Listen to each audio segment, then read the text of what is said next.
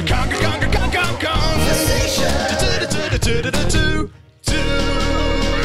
this looks like the home of someone who worked in CGI animation and television. I'm gonna kick the door down and say hello.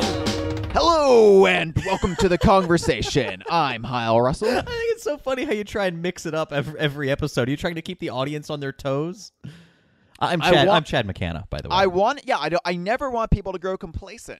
They're going to be clicking that button and listening to the conversation, but what are they going to get? Let that be our legacy. Intellectually stimulating intros. Yeah, it's like, if you grow complacent, then it's like, it's like Letterman, where you're still highly respected, and I'm not saying we're highly respected. But less than a minute until you start with the late night talk shows, by the way. I think this is a new record. I mean, we just finished up a 2-week Spotlight episode. In that time, Letterman retired. I think it's worthy of mention. It's in the cultural conversation. That's true. So what is your take on the oeuvre of David Letterman? Because here's the thing. Yeah. Here's the thing. And this is, I think, important. I think we both respect David Letterman, but all these people coming forward and saying anybody in comedy today got in because of David Letterman. That's true for a certain generation. I think it's true if you go a few degrees of separation back. Yeah, but for our generation, our Letterman is Conan O'Brien. Well, yeah, but Conan O'Brien, I mean, aside from the fact that he took over Letterman's show, he is definitely of the David Letterman school of comedy. So, but his is refined, where Letterman was more refined. Oh my, yes, refined to suit his sensibilities. His Conan always drinks his tea with a pinky up. Well, I'm saying, like, Letterman was. He was more caustic, and Conan is more gleefully weird. I think that early Letterman was more steeped in the weird, and as he got older, he just stopped giving a shit, and then that became its own kind of humor for him. It was the apathetic man with gravitas. But the interesting thing I find about both of them is that their dream was ultimately to kind of abandon that and become Johnny Carson, and that's a shame, because I think everybody prefers the earlier iterations of both. And that's why I'm worried about Stephen Colbert, because essentially that's what's happening with him now. Well, we have no idea what's happening with Stephen Colbert now. All we know is he's taking over the same time slot that David Letterman did. And Johnny Carson. Fair enough. Yeah, but yeah. I think each person, as we just established, brings their own unique sensibility to the late night talk show that we're never going to watch. But and we should underscore that we probably won't regularly watch,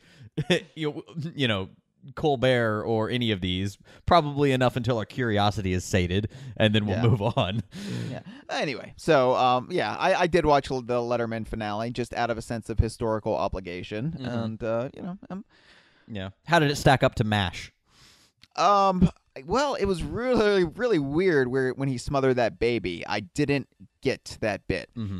I thought it was a little distasteful when he ended the show with a rendition of the MASH theme song, a.k.a. Suicide is Painless. Yeah, when Letterman decided to see if he himself would float. Yeah.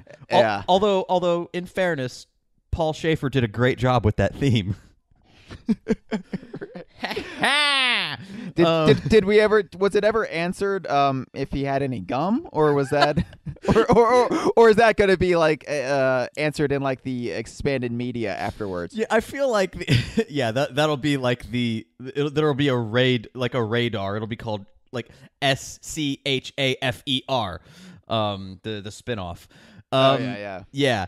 No, I think that'll probably be the thing I remember most about David Letterman is nothing from his actual shows, but that Norm Macdonald SNL sketch. Well, I mean, it was stuff taken from the shows, more or less, just kind of abstracted. But anyway. I think that the comment that a lot of people were making that you said at the top of this conversation, how anyone in comedy owes a debt to David Letterman. No, not owes a debt, because that's okay. Clear. But got in was specifically influenced by him. And I think that's true for anybody, maybe like in their 40s and up. But I think our generation kind of missed out on prime Letterman. For when we were just getting into that late night talk show phase where we're staying up, we're watching this kind of it was naughty, this slightly anarchic comics doing whatever they want after the news. When we got into that in Houston, it was after the news, and then after the Leno repeat, and then after the repeat of the local news that was earlier on at 10:30, which I think then it made it all the more special for you. But that's right, I could stay up until 2:30 on a school night to get my Conan rocks off. Yeah, but what I'm saying, by that point, Letterman was already kind of coasting because Leno was already trouncing him into ratings, so he kind of had already given up at that point, and it was just. But what I wanted to say was that I think that saying, whenever anyone goes off the air, they're like, everyone's a big deal. Same when a celebrity dies, it's like, oh, they're a huge deal, and the risk is inflating their importance, because Monty Python, for Australians, I know that Ben and Alistair are huge fans of Sean McAuliffe. Like, there are global influences that, David Letterman in no way influenced John Cleese and Eric Idle at all, and obviously that's just parsing words because it's everybody who came after Letterman. But I'm saying it's a specific window of time. He changed American comedy, certainly. Yeah, he changed the game, and he was able to modify it, and then it allowed later hosts like Conan to do their own thing. And speaking of the game that was changed by Letterman, Donkey Kong. That's a game. It is definitely a game. What did Letterman do with Donkey Kong? I don't know. Was there any gum in Donkey Kong? There's cum after you visit Candy Kong. Jesus Christ! Why would you drag this show through that sort of commentary? Actually, Dixie Kong did chew gum, and she shot it in Tropical Freeze. Yeah, so she did got some gum. I don't know. I don't know how to conjugate that catchphrase. Got any gum? Yeah, okay. That was Bugs Bunny. That's right. So, Mel Blanc. Let's just agree that we have nothing to say about him and move on with the show. I'm drawing a blank. Mel Blanc. Thank God. So this episode, since we did have rest 2 in peace, weeks, David Letterman. That's right. We'll always remember you. Since we did have 2 episodes that were spotlights, and we try and keep those evergreen, we don't load them up with listener calls, we have quite the backlog. We have quite the backlog, and oh my God, we're running out of time because E3 is creeping up on us, creeping up on our butts. What? So we have an exciting announcement about E3. It's always that's right. It's happening this year. It hasn't been canceled. LA. I know people were worried about Los Angeles, but it turns out that that was just a movie starring Dwayne "The Rock" Johnson. It hasn't fallen off into the ocean. Thank you for using his proper acting moniker. His Christian name. You mean he wasn't baptized The Rock? No, it was Dwayne "The Rock" in quotes Johnson. That's why you really need to be selective about your godparents, because they're supposed to weed out that sort of tomfoolery. Yeah. Anyway, but, even then, they did know, they did smell what he was cooking, and apparently it was it was a filthy diaper. Yeah. You get them when you're young, and so I'm not gonna go onto a screed. Don't worry. Okay, so we spent 2 weeks behaving, actually staying on topic. We're getting our jollies out. That's true. E3 is definitely happening. E3 is definitely happening. LA, much to our chagrin, still exists. But here's the rub. There's a rub. There is a rub. Let me break out the baby oil. We will be at E3. Now, when you say we'll be at E3, you're obviously referring to our E3 correspondent, Helmost, the dreadfully evil. Well, of course I am. However, I am also referring to we as in you, Heil / Russell, and myself, Chad. My Christian name. That's what you were baptized as. And myself, Charles McKenna. So Charles Chadwick McKenna. Chadwick, right. Yeah. We're going to be at E3 in Los Angeles. We're super excited. This is something that we've only ever got to participate in from afar with longing eyes as Aussie Ben plays Dinosaur Planet. Right. Like, so in the history of DK Vine and E3, we've always made it a big event, and bigger as the years have gone on. Yeah. But we've only sent correspondents. So we sent Ozzy Ben. He went twice. We sent former Vice President Dick Cheney. He was our news correspondent there for several years. Did a bang up job, I think. Yeah. He kind of took his eye off the ball with some of his other job responsibilities, but at least he did a good job at E3. I mean, I think we can all agree that he did a far better job than Obama would, right? Yeah, I mean, Obama would be terrible at E3. He kept E3 safe, and he brought democracy to it. So thank you, Dick Cheney. Yeah. And then, of course, in recent years, we've sent Helmos, the dreadfully evil, a wandering demon from hell, who is actually quite a lovely guy. He really is. If you get to know him and don't violate any sacrosanct principles that would obligate him to banish you to the nether realm. He's really quite nice. Yeah. Anyway, he's still there. He's actually been hanging around as a disembodied spirit there for the last year. Poor guy. Canon, that's canon. But so he's still going to be there. We're going to meet up with him. But yes, Chad and I are physically going to be out at E3. Yeah. And it gets better. And so we will be in attendance at the Microsoft conference Monday at 9:30 a.m. Just like 9 a.m. Pacific time. Right. That's noon Eastern, 5 p.m. Greenwich Mean. I think it's all of those things plus a 30. I think it's at the 30. They start it, but I don't know. It takes a while for Phil Spencer to figure out what he's gonna wear. So he's got like 30 T-shirts lined up. I wonder if they're going to be able to fit his clothing rack into the green room at the USC Stadium. Well, the whole thing is a green room with Microsoft is involved. Hey, so this is the kind of high quality humor you can expect from our in real time commentary of this event. But here's the thing, guys. So we're going to be at E3, and meanwhile, the wacky gang at home, the DK Vine staff, the DK Vine crew, all your favorites, Matt, Cameron, Jeff, Joe, the Professor, Marianne, Nick, Dave D, Dozy, Beaky, Mick, and Titch. They're all going to be there. They're all going to be back at home at DK Vine headquarters running the operations while we're roaming the show floor, wheeling and dealing, meeting people, making friends, and we are going to try to bring as much of this experience to you, the people. We want to be your avatars on the show floor, as if you were really there, as if you were really there, and as if you were designed by a Rare circa 2012, 11, something like that, or James Cameron blue Native American elf or that creature. So basically, since we are not actual journalists, we have sort of gone. Bite your tongue, sir. We're not going to treat this like a job. We want to give all of the sort of stuff that we would want to see directly to you. Yeah. So if you're tired of E3 coverage that just completely ignores the Donkey Kong universe, or just gives it like lip service. Oh yeah, there's a new Donkey Kong game, but let's talk. Where's Zelda, sir? Right. You're not going to get that with us. What you're going to get is full on penetration. We are of going Donkey Kong universe games. We will berate the people at the Star Fox Wii U booth that probably don't know the answer to the question of whether or not Tricky the Triceratops or Crystal are in this game. We'll berate them, not berate them.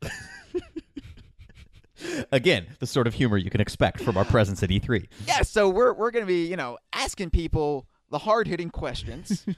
We're also going to get to take a look at some titles that are fairly exciting, that are on everyone's hushed lips. We're gonna be getting to get our hands on them, our filthy hands. You're gonna find out some stuff. We're gonna be on full on Royston watch when it comes to both Rare's output and maybe other people's. Yeah. So I think this is a good way to get into our due diligence, because the YouTube channel is going to be on fire while we're there. It's literally going to be set ablaze. We will like a Viking funeral. We will find their server, douse it in petrol, and light a match. Petrol, keeping it international. I'm already getting in the Rare spirit. Yes. So this is exciting. It's gonna be exhausting. We already said there's not gonna be a TED Talks this year. Thank God. But Christ. you can expect some other DK Vine traditions, such as the DK Vine Hall of Fame to start up sometime E3 week. You're going to see some features pop up. I know Nick Prohl, who's I guess we can announce he's the newest DK Vine staffer. Yeah, it's sort of understood at this point, considering he's a queen banana bird on the forum. Yeah, I mean, we haven't made an official announcement. We were going to wait to E3 time, but fuck it, we have too much stuff else to worry about right now. So, yeah, Nick Prohl, he's going to be doing some more of them DKU comics tied into E3. We're going to have a lot of stuff going on. Yeah. It's going to be, as I believe Saf from the DK Vine Forum, our resident legal historian, he said it's a great festival-like atmosphere at E3 on DK Vine, and you know what? He's right. Yeah. And this year more than ever. And and in light of that fact, we also have some interactive venues and initiatives that we'll detail a little bit more in the next week or two, that will allow you guys to have an even more direct line of communication and insight into what's going on at E3, and what we're going through and what we're experiencing and all of that. We're gonna have video cameras, audio recordings. We're going to have all of that, photos, impressions, everything. But we do have some as yet unannounced and unlaunched ways to make that even more fun for all of you. So stay tuned. DK Vine is been a fat little caterpillar for 15 and a half years now. It's about to evolve into a butterfly. Did we finally bite through all the pages in that book? The pages, yes. The pages. Ooh, I think we have a call later where we get to talk about pages. Oh. Yeah. So anyway, all of that, and that's coming up. Oh my God, that's going to be in just a couple of weeks, Chad. Yeah. I placed my my plane purchase a little bit ago, as have you. We still need to find accommodations, but everything else. I'm pissed off because you're flying Virgin, and I'm stuck with some chintzy regular airline. Well, it's not like Richard Branson is going to give me head while I'm in the seat. You know, it's dude, you've never flown it. That's exactly what he does. Oh my God, does he just make the rounds throughout every plane? It tickles that beard gets filthy by the time he gets the coach. Wow, that is the beard that walked behind James Bond in a security line. That's amazing. Virgin's amazing. They've got purple lights in the plane, and you got your own personal TV. Purple lights? That's not a selling point. It's amazing. It's like being in a spaceship's anus. All right, I'll take your word for it. I'm jealous because I'm going to be cramped between two fat Americans in coach flying out to E3. This is not what I signed up for. Well, this American is going to have all the room for his fat to spill over. I mean, Coach in Virgin Air is like, why am I plugging Virgin Air? So, but this episode brought to you by Virgin Air. It's like Richard Branson gives you head during the entire flight. That's right. So the other due diligence. Join the forum. If you know what? I think Richard Branson should kick us some cash for that, because it's not like he can't afford it. Right. And we just gave him an unsolicited plug. We gave him the Kongversation rub. That's right. It's like the Colbert bump.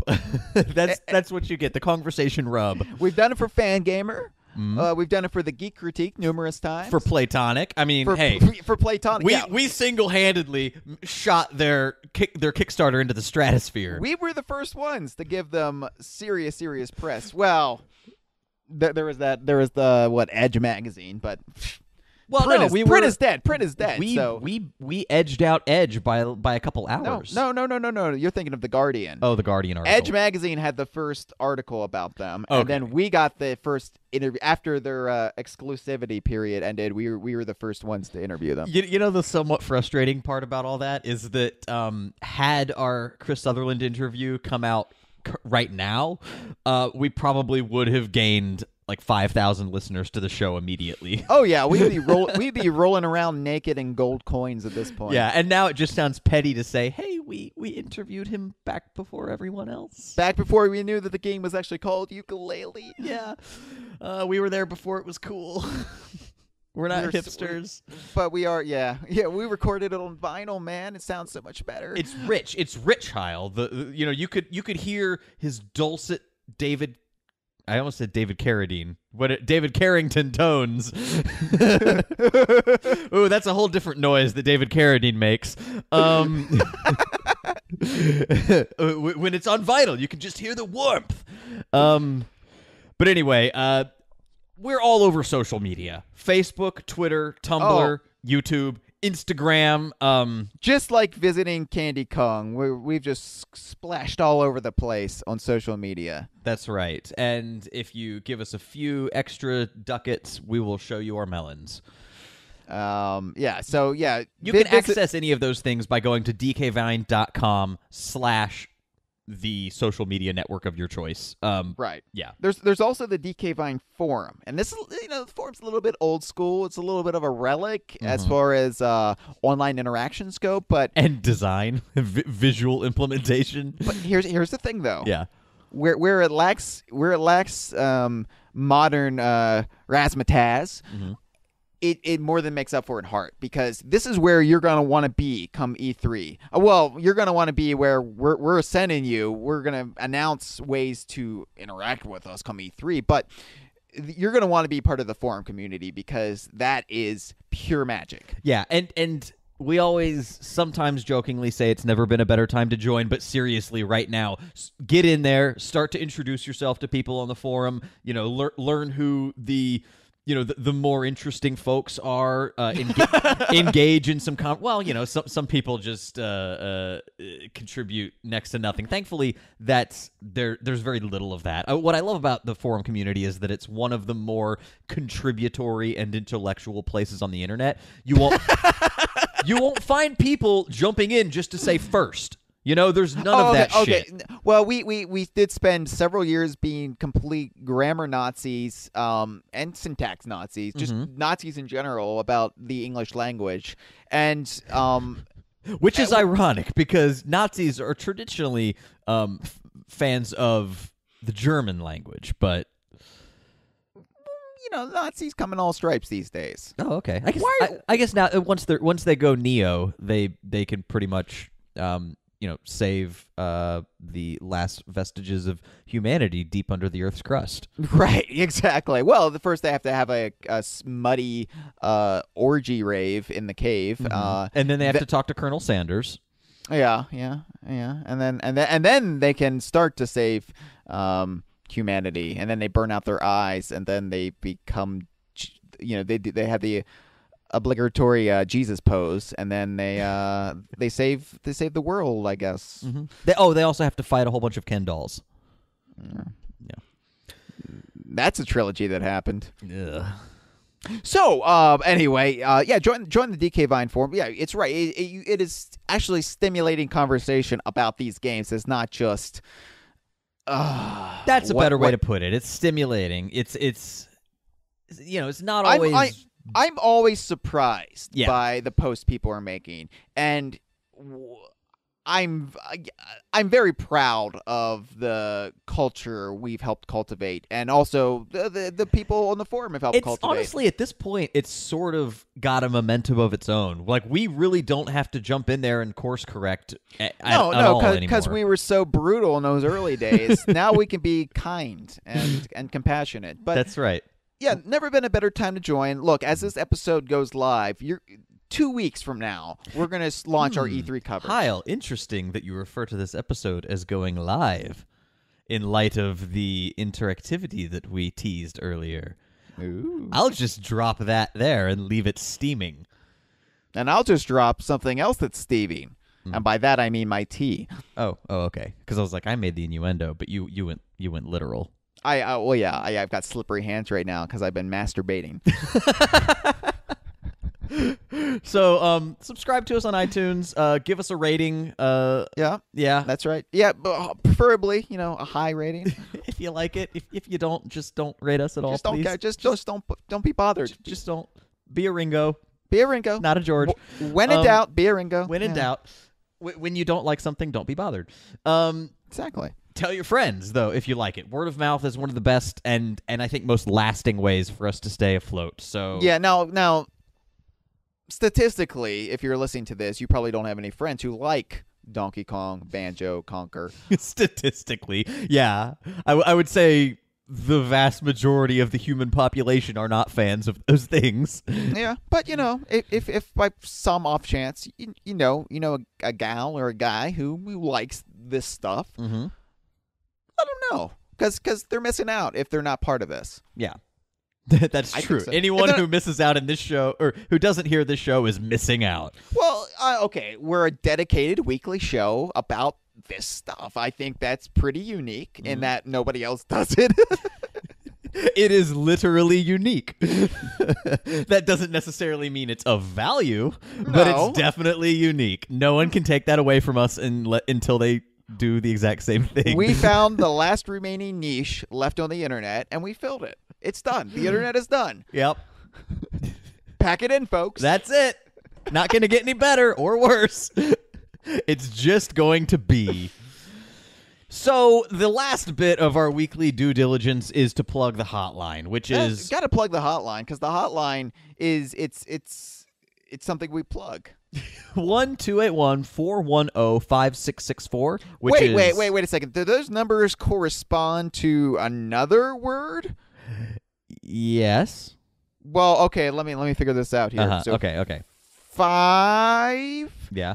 That could be. Yeah. Are you opening up your iPhone right now? Yeah. I was looking for a touch-tone phone, because then the buttons are already available for you. But I don't have one of those anymore. Yeah. God damn. All right. Yeah. It's Lomi. 5664 spells Lomi. Lomi. Okay. Well, in that case, 1-281-410 Lomi.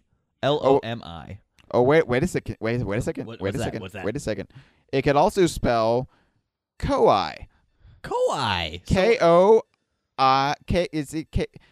Coney. Excuse me. Oh, okay. Coney. Coney, not yeah. Okay, a different kind of Coney, though. Not Coney 2012. Yeah. Or Kui. Or it could spell Kong. Let's just get Kong. Okay, yeah. Let's end this fucking thing. Yeah. Call our hotline. The people you're about to listen to certainly did.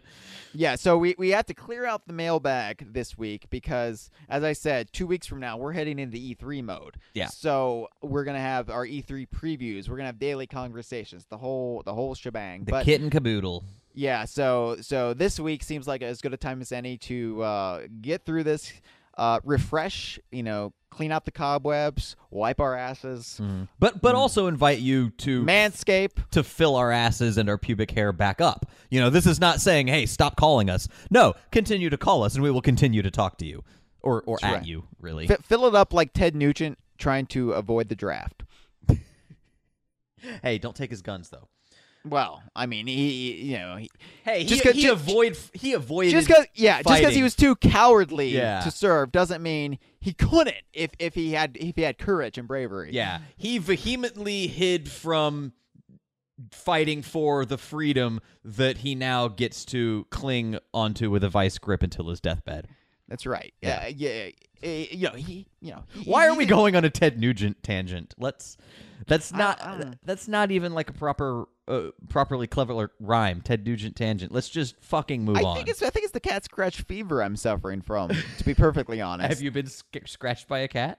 Yeah, I mean, I was wango tangoing with them, and I don't know any other Ted Nugent songs. So. Okay, that was that was a thing. I thought you might actually have cat scratch fever at the moment. No.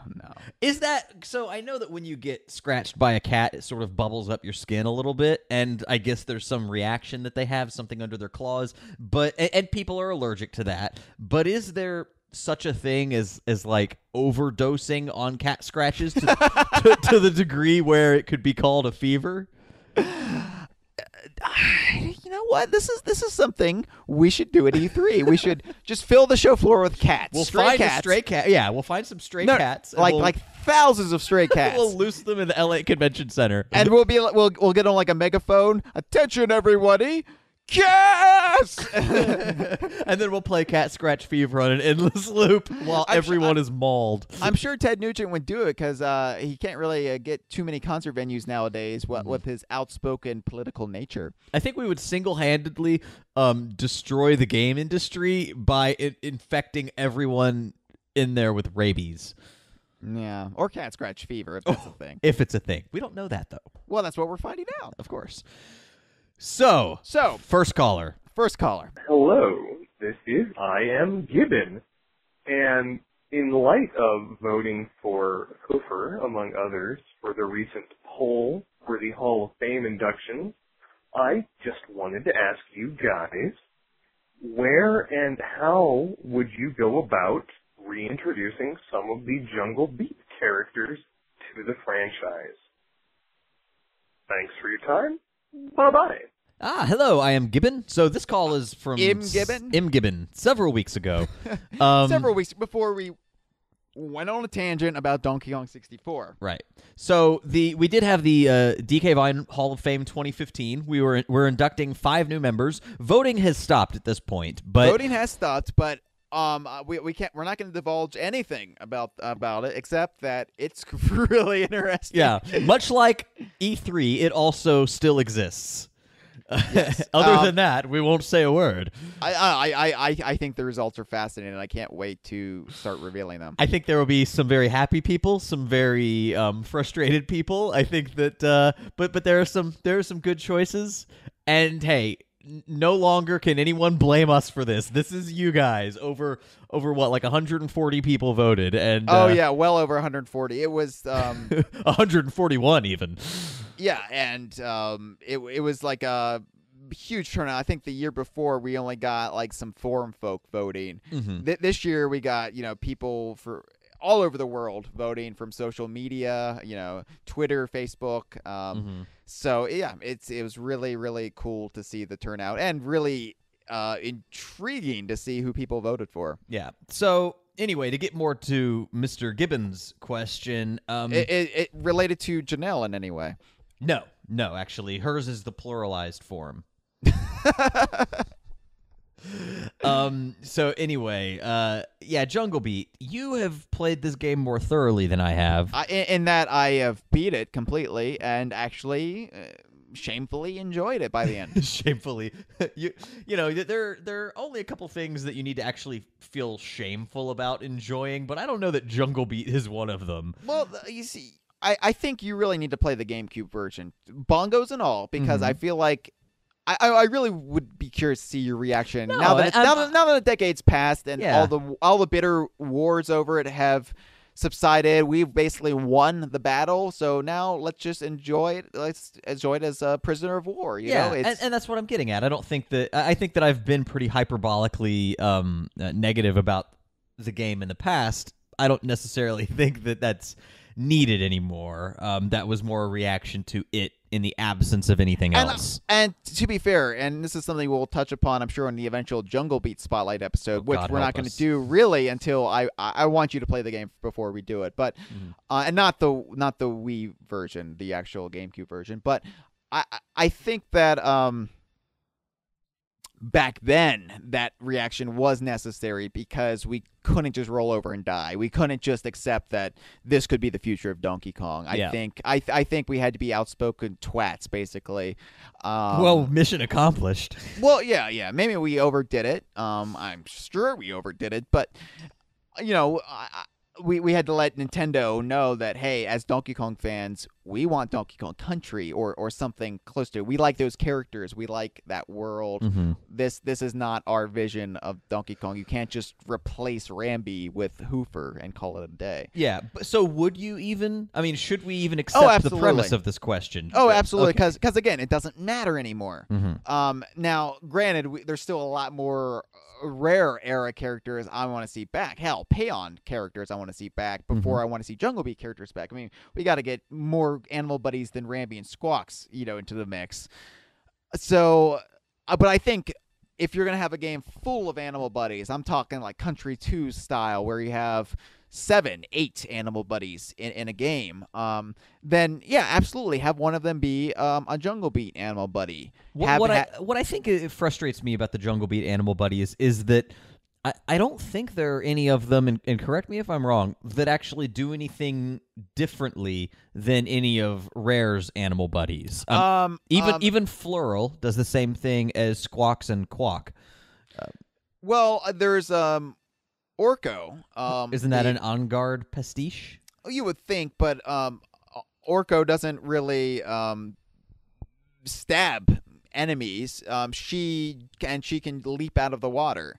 So I think she's more acrobatic as an underwater animal buddy. That's something that they did in DK64 with On Guard.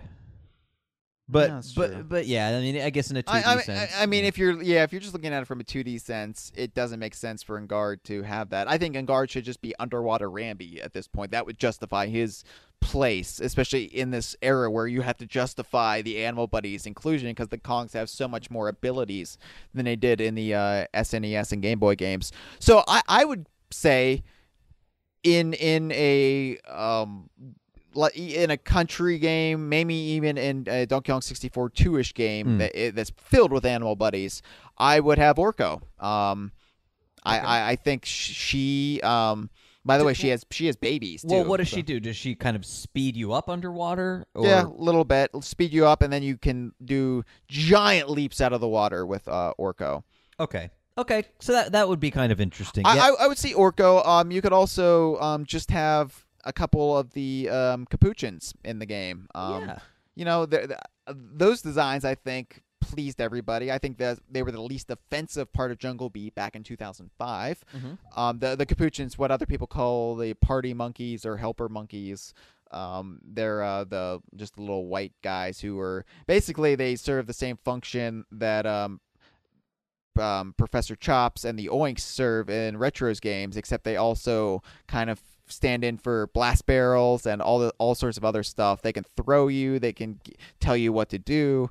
I think it's a good choice because they are pretty fly for little white guys. They are. How about any of the Kiss Kongs, as we affectionately refer to them? Right, the four bosses that you fight. You don't know this, and these are Jungle Beat spoilers. Do you care about being spoiled about Jungle Beat? I think one of them is Ghastly King or something. Well, there's a cactus or Cactus King and Ghastly King. They're the big bosses. Why is his name Cactus King? Because he's a Kong plant hybrid. Oh my God. That's something we'll get into because that's a whole thing we could discuss. Because the interpretation of the Jungle Beat story, different people interpret it in different ways. And the way I interpret it is there's a sacred tree in the game. These Kongs genetically enhance themselves with plant DNA to try to usurp the tree. It's a whole thing. But the four Kiss Kongs. Let me see. I've got this Dread Kong, Karate Kong, Sumo Kong, and Stinky Kong. What is the? Yeah. So I don't know. I don't think any of our listeners would correct you either. You could have just said anything. So those four Kongs, they actually turn face at the end of the game. They actually what? Yeah, they actually they call that pulling a Klungo. Yeah, or a Diddy Kong Racing boss, a tricky Bluey. Yeah, tricky Bluey, Bubbler, and Smokey. No, not Bubbler. Not Bubbler. We never saw Bubbler. Because it'd be hard to fit them in there. Bubbler, they're all brainwashed. There was water. There was water right there. Bubbler had other things to do besides celebrate, but he turned. None of them were inherently evil. That was the plot of the game. They were brainwashed by Whizbit. Anyway, I like the idea that Bubbler was just a cock. He was a cock, but that doesn't mean he's evil. Yeah, he was a cuttlefish cock. Anyway, my point is they all join up with Donkey Kong in the end and celebrate. And I guess they were sold a bill of goods by Cactus and Ghastly, and they realized they were being duped. I don't know. There's barely any story there, but would I bring them back? Jesus Christ. I guess Dread Kong you could do something with. Maybe just have them in the background. But the thing is, again, they didn't have any personality really. So like, what? No, would you bring them back for? They were angry Kongs. I guess maybe if there's like a dojo, one of them could be like giving you moves or something. The thing is, Cranky did it. Cranky did it, but Cranky can do lots of things. And if Cranky's playable, somebody else has got to do it. And Wrinkly is an exercise guru. Her ghost would be perfectly capable of her showing ghost off could possess you. moves. Yeah, it's and I want to see Swanky back. So it's just where do you fit these guys who are mostly XPs? They're mostly just replacements for existing characters. I'm only recently learning that term XP, but apparently everyone fucking knows it. It's an internet thing. Yeah. I would like to see them back because here's the thing: Jungle Beat will officially be blunted when it's integrated more into the country land 64 mythos, you know? And so, yeah, I like to see one or two of them pop up, not at the expense of too many country characters, though. Right. So and that's my hesitation, is that I can't think of any Jungle Beat characters that I think do something better or fill a role better than the characters from Rare. It's not like they're James Bond. Nobody does it better in this game. Yeah. Like, nobody, and I mean that literally, like, nobody does it better in Jungle Beat. The country games nailed, I think, everything. The only element of Jungle Beat that I think works better than the Rare Donkey Kong Country games is in having corn chicken hybrids. Cob, yeah, Jungle Beat did give us Cob, and I God think help me. There were very few corn chicken hybrids in Donkey Kong Country 2. God help me, I would be okay seeing Cob again, just because DK Vine took Cob. It's like the N-word in African American communities. We're taking it back. we took something horribly offensive to us and we reappropriated it. We made it our own. It's a secret handshake that only we can use. Yeah. So I'm glad that you're comparing the existence of Jungle Beat to centuries of systemic slavery and racism. Hey man. Corn chicken hybrids lives matter. That's true. That is true. Let's take another call before we can dig ourselves any deeper. Yeah. Thank you for the call. I am Gibbon. Thank you for turning off many people to our show. Well done. Our conversation is me, Nugent. I have a question. Who is your least favorite Kong that appears in the game? So we should like Buster Kong, and Buster Kong's amazing. Who is your least favorite Kong? Okay, thanks, bye. Okay. That was strange. Chad, I think we both came to the same conclusion that this person is on crack. That's the only possible explanation. The other fun tidbit is that whoever made this call was calling from a Houston area code. So mild stomping grounds. So somebody in your family, was this your dad? Might have been. Yeah, my dad, who is currently underwater thanks to the recent flooding in Houston. Yeah, man, you guys get flooded an awful lot there. Yeah. You know, I'm really annoyed that we haven't had like actual rain in New York for a couple, actually since it stopped snowing. We haven't had a good rain, and I'm missing it. It just rained here as we were getting ready to start recording. Oh, you bastard. Yeah, it's nice. Rain is the one thing when we lived in LA that I desperately missed. Yeah. And when I came back to visit, the first time it rained, and when I came back to Virginia, it rained, and I swear I like teared up. It was like a glorious moment. I was standing out, just letting it wash over my body. Wow, so you were going John Locke from the pilot. Yeah, I was. Yeah, very nice. I was just getting into Lost at that time period, too, because I just was watching all of your DVDs. So I this Houstonite crackhead asked us what our possibly a McCanna. We can't know for sure what our least favorite Kong is. I would say, I mean, we just got done I'm going to exclude the Jungle Beat Kongs. Okay. Because that's a little obvious. Let's make it interesting. Well, I know who you're gonna pick. So okay, who am I gonna pick? Candy Kong. Yeah, I think, and that's not to say that I necessarily dislike Candy, because and that's an important distinction to make, because Yeah. I feel like the character has been getting piled on in recent years. Like we and recent episodes of the show.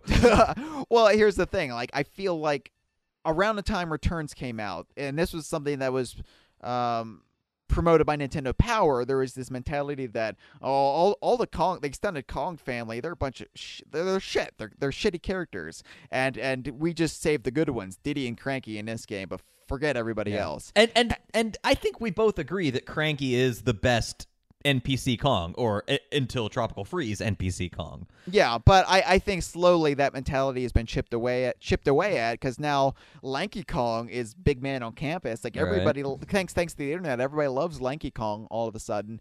Funky Kong, I think, has been Funky Kong never really suffered from this because he had the Mario Kart rub. Mm-hmm. So Funky Kong kind of skirted over it a bit. You know what? I might even revise my answer though. Thinking on it. And it goes back to what we were discussing about DK64 last week, where Chunky did establish a reason to exist. He did justify himself. Tiny Kong. I think that Tiny Kong is... she's not a self-aware innuendo factory like Candy is. I don't think Tiny really has any redeeming reasons to exist. Even after her growth spurt, her puberty I mean, that enhancements? It was strange, but it wasn't strange. It was just aging up the characters. Yeah. I don't know. What's your answer? It's probably Candy Kong, but my point about that is I think we've let ourselves have other people define Candy Kong a bit for us. Now, I will agree with some of the criticisms. Obviously, I have agreed on this show, but I think Candy Kong is not beyond being salvageable. I think there could be a good character in there. And it's certainly not whatever the hell the DKC TV show did with her. No, that's too far in the opposite direction. Like, they're like, well, she's just like eye candy, weird gorilla eye candy, and she's the shrill harpy woman, right? They made her such a reductive trope that we even did in Elvis and Slick Monty. Yeah, we did, but we kind of turned that up. We kind of poked fun at that a bit by making it so extreme, where she was dating Osama bin Laden, and yeah. But once we realized what we were doing, we immediately tried to hang a lampshade on it. But yeah, it's a trope. It's the sitcom bitch wife. Yeah, that really came into vogue around the time of Everybody Loves Raymond and King of like Queens. That. Yeah. Well, yeah, dating attractive lady dating a fat schlub. Not that Ray Romano was fat, but King of Queens definitely. Yeah. His vocal cords are kind of fat. So how long have you been practicing the Ray Romano? I just kind of do it on occasion. It's the same. It's the same as my Monarch henchman voice. You don't watch Venture Brothers, do you? No, nor do I watch Everybody Loves Raymond. Yeah, but you at least know Ray Romano's voice. Yeah, well, everybody knows Raymond. You should check out the documentary Exporting Raymond with Phil Rosenthal. That is a fantastic documentary about him trying to create a Russian version of Everybody Loves Raymond. I really had no interest in ever watching that. No. I mean, that's the thing. I am by no means an Everybody Loves Raymond fan, but that documentary was... By no means. Let's just set this... Yes. Make this abundantly clear. Let nobody have the misconception that I even have an iota of admiration for Everybody Loves Raymond. Everybody loves Raymond, except Chad McCann. I indeed do not. But Exporting Raymond is a really cool doc. You should check it out. All right. Well. Anyway. I am probably not. So, but no, Candy Kong should not be the bitch sitcom trope. I think one cool way to take her character would be make her more like a nature chick, like not a hippie, but like, I don't know, like. Have her be like the Jane Goodall, who's already a primate, who's already an ape. Really? I say don't. I say keep her one-dimensional. Let her be such a ridiculous innuendo factory bombshell. Yeah. On second thought, I don't like my idea at all. I'm saying, I think that what a lot of people have overlooked is that Candy is an intentional piss take. It's so fucking obvious. No one intends that thing to be sexy. The joke is how over the top it is. But I think that gets lost in the original game, and I think maybe, yeah. By the time you get to Donkey Kong 64, maybe they overdid it. I would say just keep hammering that point home until people have no choice but to realize that, hey, she's a joke character, and she has been the whole time. Yeah, see, and that's a weird thing. We were excited to see Candy Kong when we found out she was going to be in DK64. Yeah, like it was like, oh my god, Candy's back! Wow, they're going to finally advance her character. Oh yeah. So it's probably Candy Kong by default, but that's just because we've spent more substantial time with every other Kong, even Swanky Kong. I would argue. Mm-hmm. And Swanky Kong, I think, is one of my favorites just because of the implications of his character more than anything we saw in game. Yeah. So I like most of the character. I like all the Kongs, and Candy Kong is my least favorite, but that's not to imply I outright hate her. Sure. Okay. So there you go. There's your answer. All right. But if we're really gonna go like full scope here, Chained Kong. Oh, yeah, sure. He doesn't count. He's not even... Well, we don't even consider him canon, so fuck it. And it's a drone, isn't it? No, there's Chain Kong and there's Gorilla, who are identical. Okay. They're identical, but... Yeah. yeah. Mario RPG definitely had as good graphics as DKC, didn't it? Yeah. Rivals the best of rare, says Nintendo Power. Jesus Christ. All right, next call. All right. Hi, this is Cammy. Well, at least I hope I'm audible because I kind of sound weird. Now I forgot what I was going to ask you. This is what phone anxiety does to me. Okay, I kind of remember, but I don't know how to bring it. You know what? God, I am so sorry. Okay, I'm sorry about that too. Let's put something, cause like, I guess I don't have any questions about anything specific. So, but ever since I came back to the forum, I just really reading up and everything. Like I was reading a lot of the sites and like some of the definitely some of the old forum posts, and sometimes I read it with my roommate. I guess a good question to ask, for the sake of asking, is for both of you, for Chad, for Hal, and if you have any guests, what are your favorite in jokes? Because you guys have a lot of in jokes. Some of them I don't even know like the origins to, and sometimes I feel stupid if I ask. I know the one that I would feel stupid for asking is, what's the deal with Bubba being in prison? Otherwise, just what's your favorite recurring jokes that happen along the DKU? Okay, bye. Oh, awesome. Oh, I'm so glad to hear that Cammy called in. Cammy. Long-time DK Vine fans would remember Cammy from like the original incarnation of the site. She was up on the forum back then. Yeah, and I think she's actually come back to the forum again. She's a fantastic artist. Check out her webcomic, Highly Experimental. Didn't she also write into Scribes too? I think she might have done a little scribing. Thank you for also, Cammy, for overcoming your phone anxiety. I know all too well about that. I fucking hate talking to people on the phone. Oh, I hate it. Like when I have to leave an answering I can't even talk. You can't even do it. You're just thinking about phone anxiety and getting anxious. Answering machine message. Oh, see, it's just like acid on my tongue. Oh. I start stammering. I get sweaty and weird. I start making inappropriate jokes. Before long, I'm quoting Mein Kampf. It's just a disaster. He really did have some good ideas, though, if you remove all the genocide. You know, I liked his mustache. And you're like, wait. And then you're like trying to think, oh my God, am I calling a Jewish person? Do I need to backpedal really hard or just kind of casually? Oh God. And then you realize that you've said that internal monologue out loud, and you're like, delete. Is this voice activated? Oh my God. That's how I lost my dream job at the Holocaust Museum. Spoiler alert, Heil. Most of the people who work there are probably Jewish. I got nervous. I cracked under the pressure. Yeah. It's tough, though, calling into a thing, especially when there's no interaction. It's like because you don't know what you sound like, and it's like when Homer Simpson listened to his own recorded voice. It's like that episode of the Vine Donkey Kong audio program I had to do where I was by myself. I did it solo. Oh, yeah, because I was in a medical study. Which is a real thing that actually happened, and that's how I paid for my wedding. Yeah, they wanted to see if it was possible one man could have as many venereal diseases as you had. Mm-hmm. They could not. They also wanted to see if it was possible for one man to swallow his pride more than I did to get into that. That's not all you swallowed there. Heyo.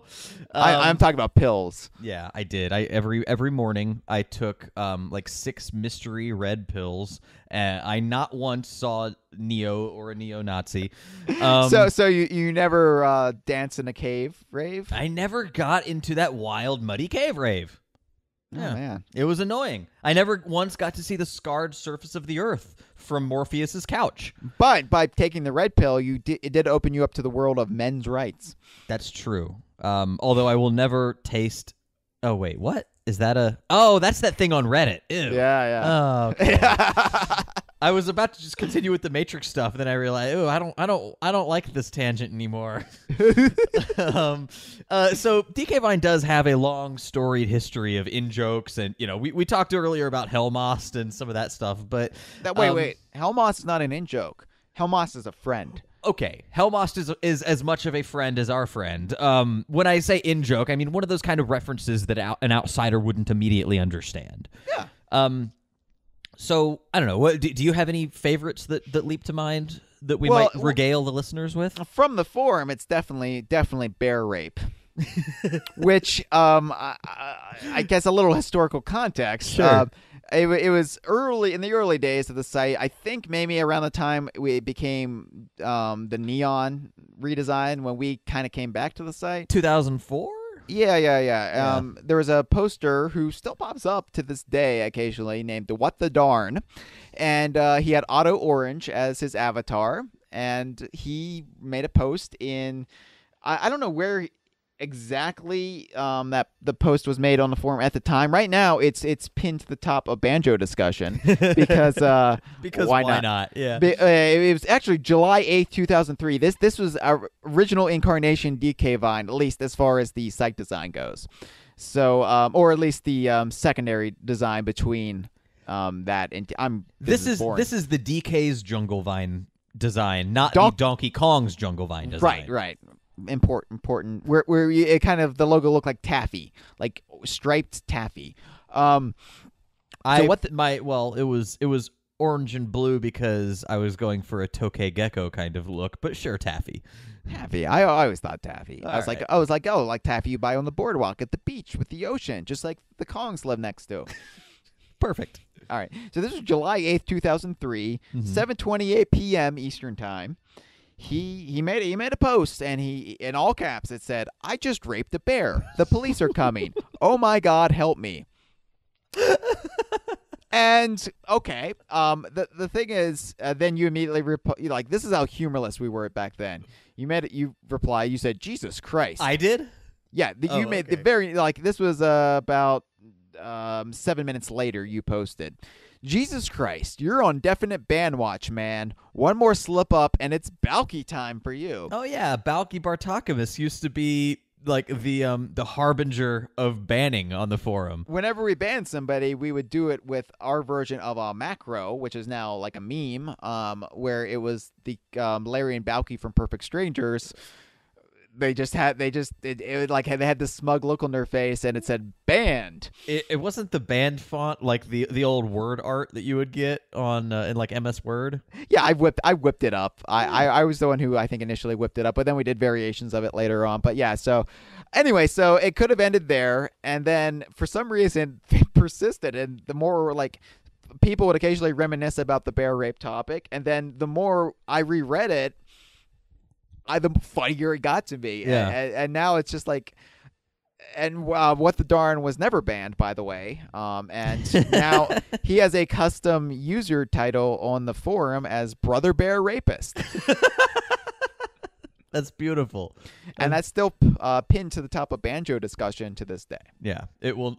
I think as long as we control the forum, it will never get unpinned. One of my other favorite in jokes that nobody even like looks at or questions anymore. Yeah. I don't know if they ever did. Is something you contributed at my urging. It's the bald black portly celebrity roulette. What do we call it? Oh well, you said roulette. I expected the more non-French roulette, but sure. I think that's what we're calling it. It's like the portly bald black actor roulette. Yeah. And it always exists on the forum down in the on the main forum screen in the bottom left-hand corner, and it goes between. Let me see if I can get them all. There's Al Roker, who is no longer as portly. Chai McBride from Boston Public, and other things. Pushing Daisies, and the Frighteners. He was in that. He was a ghost with an afro. It also speaking of being ghosts now. James Avery. Yeah. Yeah, I was going to think, oh my God, did Reginald VelJohnson die? No, Uncle Phil from The Fresh Prince and the voice of Shredder from the original Ninja Turtles cartoon. Yes, he's eating turtle soup in heaven. And and Reginald VelJohnson, Carl Winslow. So who's your favorite of those? Reginald, man. Obviously. I'm all about Carl Winslow. Carl. So, I when I'm in Chicago, I like getting a hot Carl. There's an amazing Key and Peele sketch that everyone should watch. Not starring, but basically featuring Jordan Peele as Reginald VelJohnson and trying to quit acting on Family Matters because the format has wildly changed with the introduction of Steve Urkel, and it is fucking hilarious. Yeah, and Urkel has powers. Well, don't spoil the... Okay. Oh, well, it's a comedy sketch. I mean, it's not like I just spoiled the end to The Empire Strikes Back. I mean, okay. Come on. Yeah, you spoiled a 4-minute sketch. That's fair. So the history behind this was back when we used AOL Instant Messenger. This you could have like animated icons on your window or to identify who you were, and for about a week you had this GIF, this animated GIF of whatever of this celebrity bald black fat actor roulette and. So, by the way, Al Roker's picture is taken from the cover of the Big Bad Book of Barbecue. I bought that for you. You did. So we needed something to fill that space, and I said on a lark, "Hey, just put that in there," and it's been there ever since. It will never leave. In fact, if you switch your theme to the Star City one that Cameron Regal put together, the Diddy Kong Racing theme, it actually has Diddy Kong Racing themed version of that roulette, which is pretty great.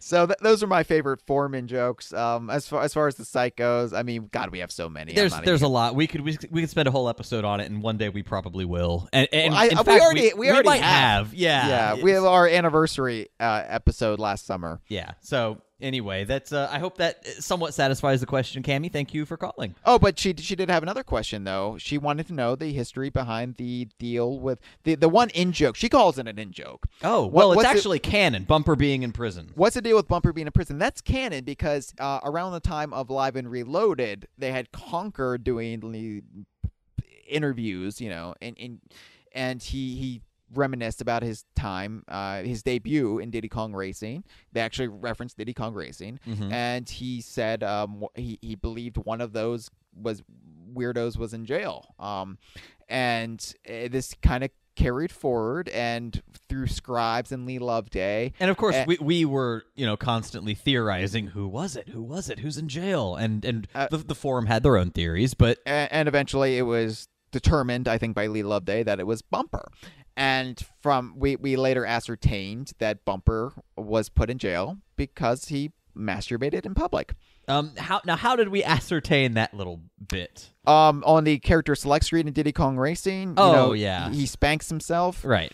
And that was more or less wink, wink, nudge, nudged by people at Rare. So. Oh, okay. All right. Do you have a source, or you just recall it being a Rare person? It's various sources. I don't even. Honestly, at this point, it's like, was it said publicly or was it said in a private correspondence? So I don't remember. Yeah. Anyway, Bumper the Badger is a public masturbator, and he either is in prison or spent some time there. I think he repeatedly goes back to prison. Like he has these relapses where I'm on a straight and narrow now. I'm never going to succumb to those urges again. And then he goes to the theater. He sees an attractive badger, on screen. There's lots of films about sexy badgers, as we all know. And pretty soon he goes full on Paul Rubens. Spank, spank, spank. Yeah. Also, wasn't there one of the Christopher Guest actors got caught doing that recently? Was it like Fred Willard or someone? Oh yeah, Fred Willard. I'm pretty sure. Yeah. So him too. Let's not continue to drag Paul Rubens' name through the mud. Everyone masturbates at the theater. Everybody does it. It's what cool kids do. Yeah. You recall the children's book, Everybody Masturbates in a Public Theater? What you want to do, and this is what I do when I masturbate in a public theater, I get the largest bin of popcorn you can get. I asked for extra butter because you got to get like nice melted warm butter in there, like lots of it, so it's pooling on the bottom. Next caller. Hey guys, this is Dustin Demon from the DK Vine forums, longtime browser, occasional poster. Hey, so a lot of DKU series get a lot of attention and love on the forum and on the show. But one series that I think doesn't get a whole lot of love is the Viva Piñata series. So I was wondering, what are your guys' favorite piñata species in the Viva Piñata game? All right. Thanks a lot for listening to my call. Have a great rest of the show. Hey, Dustin Demon. Yes, I'm actually surprised to hear you call in because I heard you stabbed a guy and your trial was this week. What? Oh, wait, that's Dustin Diamonds from Saved by the Bell. I heard about that. That's an actual thing that I saw pop up in some feed somewhere. Wow. Yeah. So, no, this is Dustin Demon, beloved longtime DK Vine forum member and first-time caller. So, welcome to the show. You know what would be an amazing event if Dustin Diamond's lawyers called in the entire original cast of Saved by the Bell as character witnesses, and they all just threw him under the bus. Right. That would be like the best way for that cast to reunite. And then the surprise witness at the very end, Tori. She's the Pinky Tuscadero of Saved by the Bell. Yeah. Oh, and Miss Bliss would have to be the judge. Yes, I think that's fair. Now, what of Moose from the college years? I think Moose wasn't Moose one of the jocks from Saved by the Bell. You're thinking of the guy. What was his name? Bob Golick or something? Oh played? yeah, no, I think you're right. Yeah. There was some other muscle bound, dummy. In the college years that was an actual character. Moose was one of the jocks, yeah. No, he was the guy who ran the dorm or whatever, and he was like the de facto Belding replacement. Yeah. Also, I think that Screech would need to hope that Ernie Sabella would have something nice to say from that season when they worked at the beach place. Of course, there's Max, who ran the Max. There is Max. Who disappeared by season 2. There's the entire, Wait, Max disappeared in season 2? No way. Yeah, Max was gone. They dropped Max as a character, but they kept the Max. Oh, okay, that's what I'm thinking of. All right. I guess it was too weird for some guy in his early 30s to run a high school eatery that is named after himself. And he did magic tricks. He did do magic for all the children. Like, hey, kids, come around. Let me show you a magic trick. How old are you, Kelly? 16? Oh, yeah, head cheerleader? Yeah. Which cup do you think this ball is in? Huh? What do you think, Kelly? Yeah, I can see where they dropped him. Yeah. Of course, there's all 300 cast members from the new class. So let's move on. So that show had terrible continuity. I have a mea culpa. I haven't actually. Now I have played Viva Piñata, but not like on my own system to completion. So. Yeah, I've played same here, and I've actually got a stack of all the Viva Piñata games right here on my desk, waiting to be slush fund if I can ever slay the beast that is Donkey Konga 2. Yeah, well, so of the beasts in Viva Piñata, I would say, I always kind of gravitate toward creepy crawlies. I loved, catching reptiles and insects, arachnids, all that stuff growing up. So when going through the piñatas, I thought the coolest looking ones were the Twinger Snaps, which could be sort of, I don't know if the terminology has evolved like Pokemon, but they turned into foreheads, which is a four-headed snake.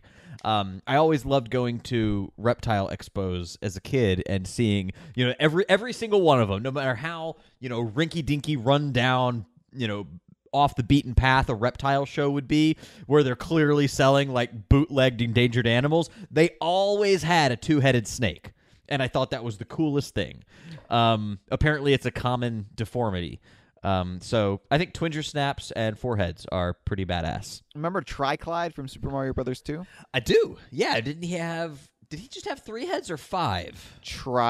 No, I got the Latin route, but for some reason I remember artwork with 5 heads. But I don't know. Who knows? But I don't know. I miss those characters. I want to see those characters come back. Yeah, dude. Who was the Fry guy? What was his name? Fry Guy. Luck of the Fryrish? Oh, I thought that was just the McDonald's mascots. He was also called Fry Guy? Yeah, and then there was Mouser, then there's Claw Grip. When people say, Heil, you don't like Mario characters, I say that's bullshit. You know who I like? I like Wario, and I like the Super Mario Brothers 2 cast, the bosses. Yeah, because guess what? They have personality. They're not just all... Anyway, that's a tangent for another day. How about you? Well, look, I came to Donkey Kong, and by default, the Donkey Kong universe... And by then, I had already loved gorillas and monkeys, apes, primates. You know, I love them. I love them all. Mm-hmm. And so I'm going to have to say, now, the pronunciation is a little iffy for me. The pun is off of sarsaparilla, so it's sarsaparilla, I think. But it's spelled SARS gorilla. So... Yeah. Which I think is funnier because it sounds like a gorilla who's infected with the Chinese flu. Yeah, he has severe acute respiratory syndrome. So he's always been my favorite, and just the artwork I've seen of him. I've never actually encountered him in a game, but I'm like, I like that guy. There is one called SARS Gorilla. I saw that you wrote that down. SARS in our Gorilla, notes. yeah. SARS Gorilla. SARS Gorilla. SARS Gorilla. Like sarsaparilla, but SARS Gorilla. I'd like a SARS Gorilla soda. Because most of the piñatas have like a candy-based pun. Yeah. There was even one that was I was going through a list of them earlier to prep for the show, and I saw the name Peribo jump out at me. You got excited. I got excited, and then I realized, oh, it's a parrot, not a Perry the Parallel Bird piñata. But I was wondering, like, what candy is Peribo? And I was like, oh yeah, gummy bears. So they even went with Haribo. Haribo. They went with brand names for some of them. Well, they disguised the brand names. Yeah. Except for Red Hot. In that one, they gave Red Hot 2 Ds and 2 Ts. It surprises me that they have Haribo over in the UK because, it's interesting. Candy is interesting when you cross the ocean, when you cross the Atlantic. Because, I thought we already established that candy is our least favorite element.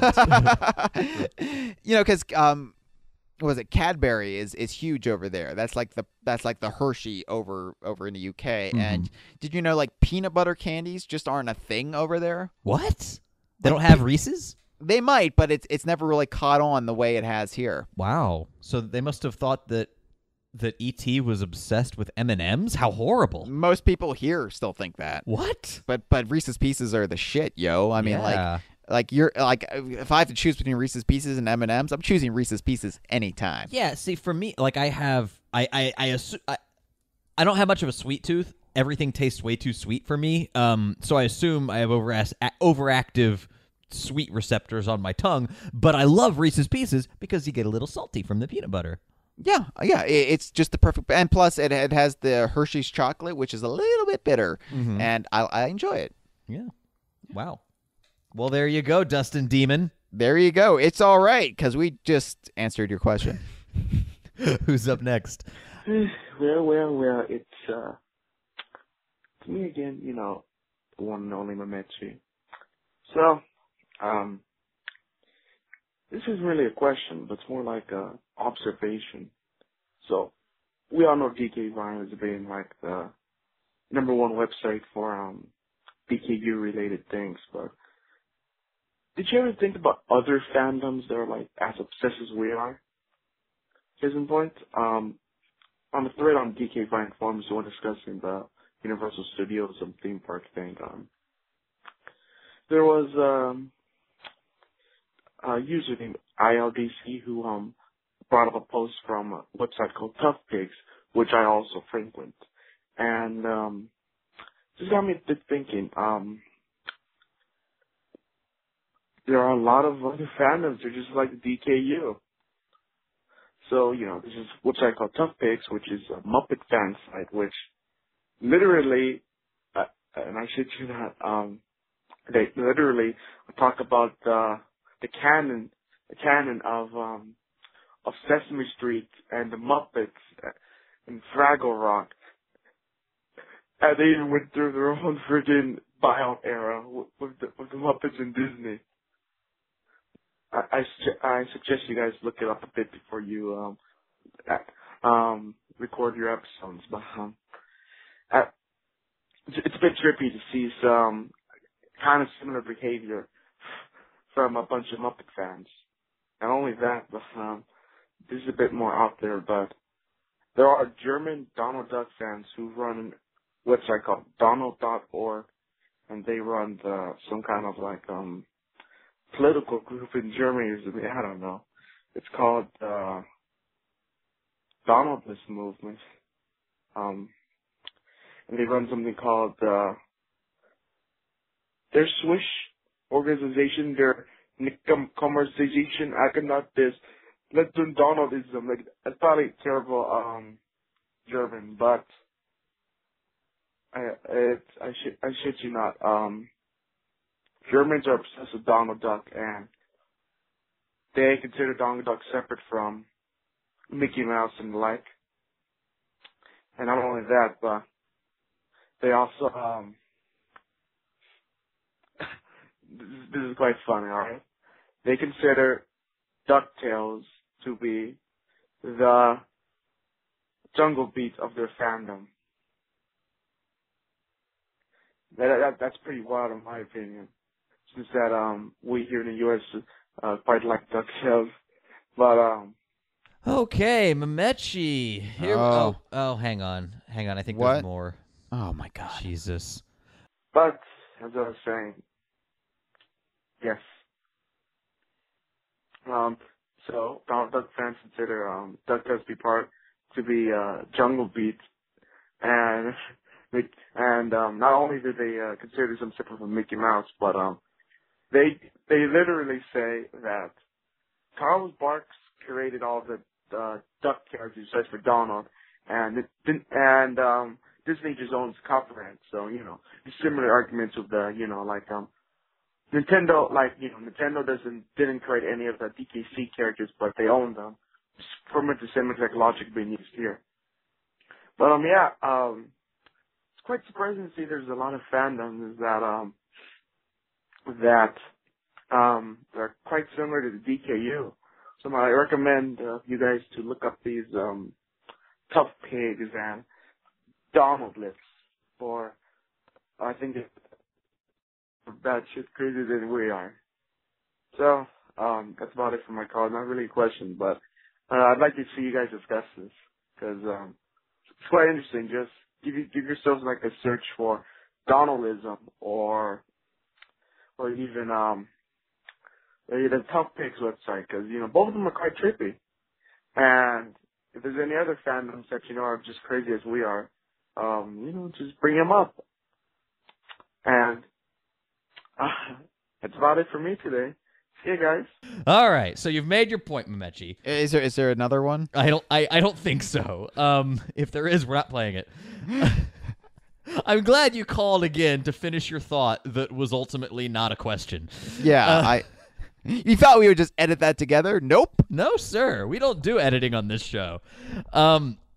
Yeah, so I love the comparison of the Jim Henson Studios properties. I've been making that comparison since I think Disney bought the Muppets, and just that because you've got like the same storied history, the same tangled web between different companies who now own different things, and strange crossovers because of course Kermit the Frog is a Sesame Street character. They properly debuted in Sesame Street, and then it wasn't on one of the like ad campaigns that Jim Henson used to do. Well, there was a proto Kermit, but I believe Kermit became Kermit. I could be wrong. Oh, yeah, Proto Kermit looked more like Kermit's nephew. Was it his name Robin? Yeah, something like that. So, a little bit of trivia. Batman's sidekick is also called Robin. Ooh, I did not know that. Yeah, now you know. Yeah. So, you have like Sesame Street, you have Fraggle Rock, you have the Muppets brand proper, things spinning out of things, companies buying different properties. My question would be, does that make Muppet Babies their Yoshi's Island DS in that it's something that completely just tramples all over the existing canon? Yeah, that's a funny question because it's been a long time since I saw the Muppet movie, but was that an origin story? Muppet Babies cannot canonically exist with the way the Muppets presented it as them meeting as adults. Yeah, because it wasn't the Muppet movie how they all met. Yeah, and then in one of the Muppet movies, I think maybe the second, I don't know, Miss Piggy has a fantasy about what it would have been like had they met as babies. Oh. And then that was the inspiration for Muppet Babies, but that was just a fantasy. So maybe you could say Muppet Babies is just the prolonged daydream of Miss Piggy. I don't know. I like that that makes perfect sense. That works for me. Yeah. Especially if, here's the tricky part. Did that Muppet movie where Miss Piggy had that fantasy come out before or after the existence of all the Lucasfilm 80s movies that were referenced ad nauseum in Muppet Babies? But maybe maybe this is a continuing fantasy.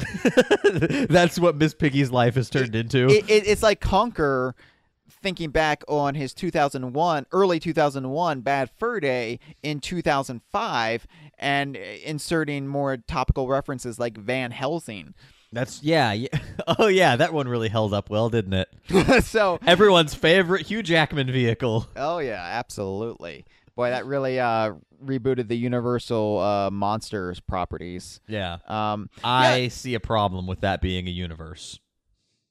What? Oh, I was trying to make a play on the title I, Frankenstein, but it didn't work because it's a fucking horrible title. But, and this is a really interesting question, Mamechi. For once, you actually have a question that makes sense. It's not a question. It's not a question. Okay, call that. It's an interesting topic that I think he wants us to discuss. So, okay. What fandoms are as obsessed as I think Muppets are the cleanest analogy to what we are, because you also have Fraggle Rock, of course, and that's you've got the different universe, but you've got the different branches. Then you've got the arguments about, well, just because it's Jim Henson, is it actually a Muppet if it has no connections to the Muppets? So I guess that would be like the other rare properties like Cameo. Where why isn't this part of the DKU? Well, right. Well, and I think I want to say that in some Muppet thing or another, they've had some giant money shot where there are dozens and dozens of Muppets on screen, and they had like a couple Christmas specials. Yeah, and there's usually there's also the question of, are those Christmas specials canonical or not? But there's usually a Fraggle character in there. Oh yeah. The Fraggle characters have definitely interacted with the other Muppets, including the Muppets from Sesame Street. So. Yeah, and then we also have to question: is Jim Henson's funeral itself canon?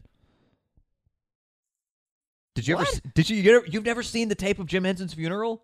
Oh, you're right. Yeah, where Big Bird comes out and sings "It's Not Easy Being Green," and it's like the most heart-wrenching thing in the known universe. Yeah, like you can't anyone listening should pause and go seek out that video and weep and then put this back on. It is so sad. Oh, it's the guy actually who plays Big Bird in there doing it, and oh man. Anyway, but hey, it's Big Bird. It might be canon. It might be, but I'll leave that for the more hardcore Muppets aficionados to determine, because I am not equipped to answer these questions. Yeah, I also feel ill-equipped to discuss the Donald Duck stuff, because there are folks on our volunteer staff that are huge fans of the Carl Barks world. Carl Barks. Yeah. He's not just San Antonio Spurs heavy hitter from the 90s. I think you mean Carl Banks. Carl Banks? Who's Carl Barks? Oh wait, he's a football player. Who did the who was famous for the duck cartoons? I thought it was Carl Barks. Okay, why did I always read it as Carl Banks? Because Carl Barks just looks like a Disney character, like he's a dog man. Like, oh, I'm Carl Barks. Yeah, and we did just get done talking about Philip Banks a little bit, so okay, yeah, I can understand the confusion. I always thought it was Carl Banks. Yeah, but I think there are others that could speak to that fandom much more eloquently than we can. But I do think it's weird that DuckTales is like the redheaded stepchild for them, because to me that property fleshed out so much of that world, and I think it was really engaging. Well, and also DuckTales, woo! Yeah, and then it also spawned a whole like shared universe. There's Darkwing Duck. That's right, Launchpad. Yeah. So anyway, DuckTales might be their Donkey Kong Country, and it might be where you have elements of the fandom who just do not appreciate it, like the arcade fans do with us. Yeah. So yeah, it's interesting parallels you can make. Are they as obsessed as us? I'm sure.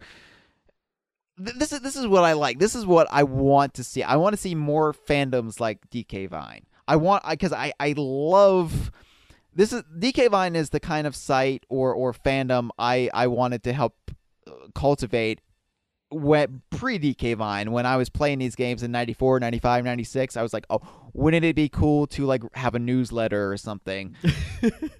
I've talked about this. One of the lesser Beach Boys hits. But I've talked about this. Like, you know, I had ideas for like a. Sorry, I'm just laughing at my own joke. Yeah, it wasn't that great. Come on, wouldn't it be nice to have a newsletter or something? As the first song on Pet Sounds? Come on. As a joke, that's more of a Mike Love and less of a Brian Wilson. Okay, that's fair. So maybe even with John Stamos on drums. I'll grant you John Stamos on drums. Sure. So, does he tour with them now? Occasionally. I remember when they got back together for their 50th anniversary reunion, and Brian was back, and on one of the shows, Mike Love invited John Stamos up on stage, and he was like banging on the drums, and Brian Wilson just looked mortified, like, this is not what I signed up for. Right. And now there is so much uneaten Greek yogurt in the green room. So I'm sure it hasn't kept up. I'm sure it's expired by now. What, his drum playing abilities or the yogurt? Can it be both? Plus his career. Yeah, why not? I mean, he's producing Fuller House, for Christ's sake. Oh, that's also a thing that's real. Ugh.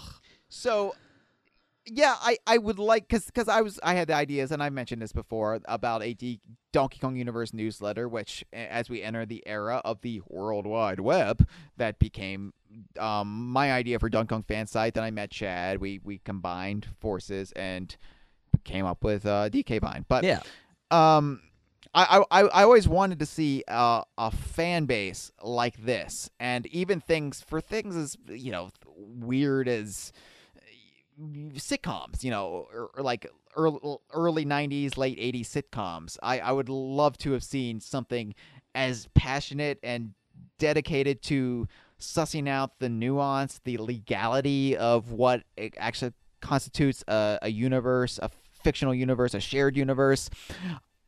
I want to see more like that, and I think the closest you can find as far as passion goes is maybe Star Trek and Star Wars fans, but even then they kind of puss out when it comes to, oh, well, Disney says our expanded universe is no longer canon. Okay.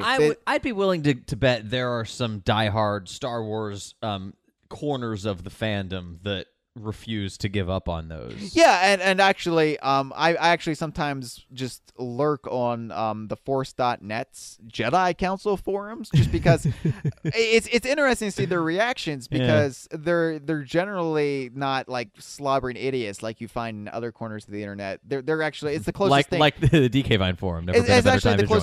It's actually the closest thing to a DK Vine forum for Star Wars, I think, and you have to find the right things. I like, so I've been perusing the expanded universe literature forums, and it's interesting to see the reactions. There's some people who are finally saying, no, I am going to try to make it all work, and this is the thread for me, the stalwarts, the ones that are holding out that this can still be salvaged, and I'm going to try to reconcile the like 30 years of novels that came after Return of the Jedi with the new movies. And bravo, live the dream. But you know what? Start a website, start your own forum, be the change you want to be. That's what I say. Otherwise it'll just get drowned in the Force.net Jedi Council forum. Right. So I'm just saying, like, I want to see more of that, where Dare to Dream, like we have the dream of, you know, Banjo-Kazooie, Conquer, they're Donkey Kong spin-offs. Some of the Star Fox games somehow are Donkey Kong spin-offs. You know, there's spin-offs of spin-offs, and we've promoted that so ferociously that it's now accepted by a lot of people, and that's kind of cool. And Tuesday is half-night pizza night. Wednesday is grab a sailor night. That's right. Get your salty Siemens brew. Anyway, thank you for the call, Mamechi. That was actually substantial for once. Don't be a dick. No, I love you, Mamechi. G'day, lads. Scrap 69 here, eh? Look, as you lads know, I'm currently stuck in the bloody United Soviet Union of Clankers Cavern with a K. And it's a pretty unique place with it's Clankers Cavern, but with bloody them sickle and hammer type shenanigans around. Anyway, my quick question for the day is, right, if you could select some worlds or levels, what would you remix it with? So, it could be any level, but you could mix it with, say, hip-hop, right? Or a birthday, or Japanese music, or cowboy music, or cowboy theme, right? And, anything. So you could have, like, Mambo's Mountain, right? But with Nazis. Anyways, lads, can't wait to hear your response, eh? Have a good one, eh? Out of the frying pan and into the fire, it's Scrap 69. Speaking of dicks, eh, lads? Yeah. So I love the idea that... Well, what is it? This is more of a Memechi call in that he takes a bizarre concept and forces us to talk about it. Well, I like that his notion of the United Soviet Union of Clanker's Cavern is like Clanker. He describes it as it's like Clanker's Cavern, but with sickle and hammer shenanigans around. Sickle and hammer shenanigans. Sickle and hammer shenanigans. Yeah, you know. This. I guess you could say Russia is like Finland, but with a bunch of sickle and hammer shenanigans. Who can forget that famous Ronald Reagan speech where he said, "Mr. Gorbachev, cease with these sickle and hammer shenanigans." Now where are my jelly beans? Yeah, so I don't know. I would say, okay, for my part, if I would do some crazy mash 'em up, I would like to, we saw the fairly recent past, the 1970s era in Banjo-Kazooie Grunty's 1978, baby. 1978. Sure, exactly, 30 years? 20 years. 1998 minus 20 equals 1978. I know, we're old. Yeah, we've seen the past. I thought they did some very interesting things. Like actually, that game is really interesting in that they showed what Spiral Mountain was before Gruntilda moved in. Yeah, there was a giant Jinjo head that Gruntilda replaced with her own. Spiral Mountain was the homeland of the Jinjos. They were forced to relocate. Maybe not the homeland because Word of God says that they're aliens.